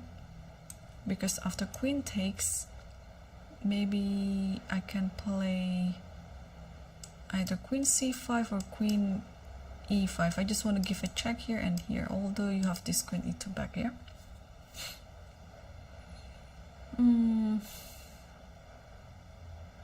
Okay, or maybe in this position just play a5. Just try to save that pawn.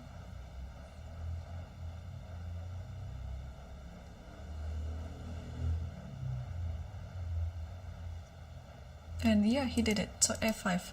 So you don't have to risk about this position. Just keep your pawn on the board, and then you still have all this initiative around the king.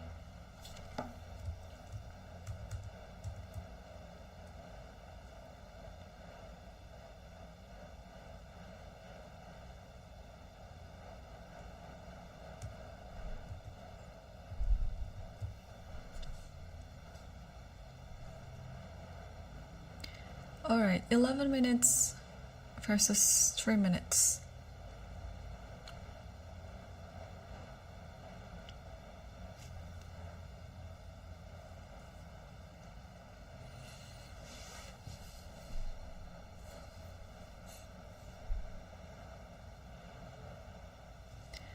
And meanwhile, on the other board, yeah, Yu Yang is about to win this game against Edis Corral. Yeah, be reminded that this pawn is going up there, and this pawn goes down here.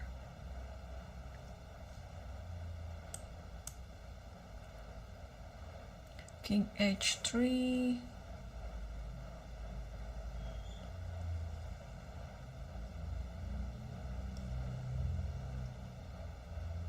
King h3 might be just rook here, because after here then check, and then c7, and then c8, so that should be enough. But Yang is still thinking.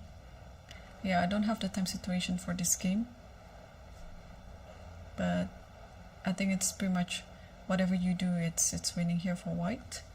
So, and there is no, yeah, after f5 there is still no move yet from Arjun here.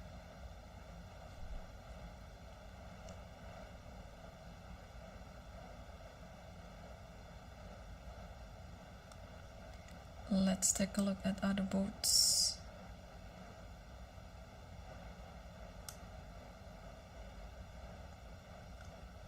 And Felix is... oh, his position is getting better and better now. Yeah, he was like +1 before and now he's +3. Now this is a nice position for white, yeah. The only thing to deal is the pawn on d3. Once this one has been eliminated, then white should be standing much better. Well, it is already much better now, but white can be very comfortable after king f2, and then you pretty much just want to get this to this pawn. And the game between Pranav versus Nihal Sarin, it's apparently they're playing on increment right now. They're both under a minute. And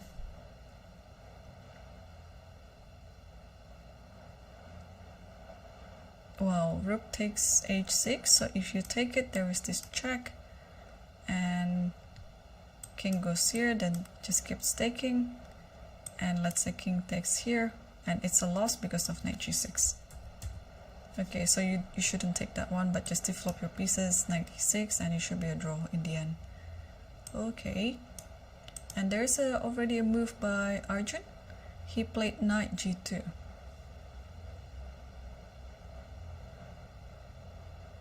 And now I think pretty much what you do is a draw, yeah?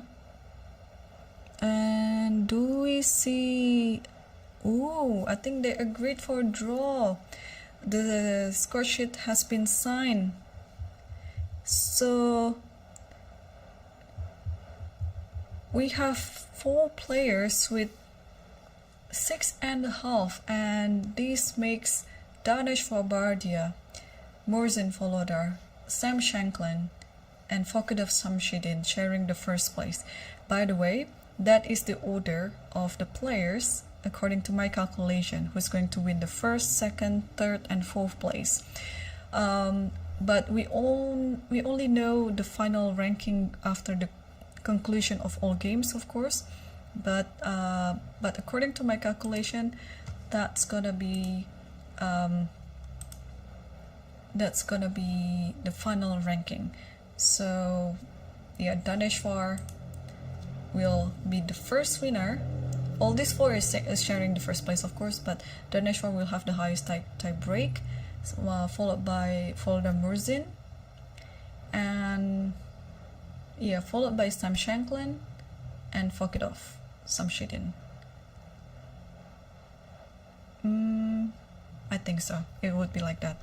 Yeah. Well, we will only know the final ranking just after after all the games being concluded. And I'm wondering what's happening on the on the challenger section, where Divya is playing against Garivolina. Yeah, because that might be very interesting as well. 2 girls leading the challenger section, and yeah, they're just bright talents indeed. And well, it's been such a wonderful experience commentating for the Sharjah Masters 2024, and unfortunately it has come to the end. And I also didn't expect that these 4 players will be topping the field with 6.5 out of 9. It's showing that the field is really strong, and I'm hoping for the next year's edition that I might be able to take a part as a player, because again, if you are keen to play some chess tournament, open tournament, I would highly recommend about the Sharjah Masters Open, because it is it has all the sections for every playing skill and strength. So they have masters, they have challengers, and they have futures section as well, depending on your rating. So make sure you'll be there, clear a schedule for the next edition in 2025. And yeah, it's been great so far, and I need to wrap things up now. And thank you again for watching. It's been a wonderful experience here, and thanks for everyone. Thanks to all the Lichess community and all the people behind the scene of this stream. And yeah, I hope to see you again in the next opportunity. Have a good night.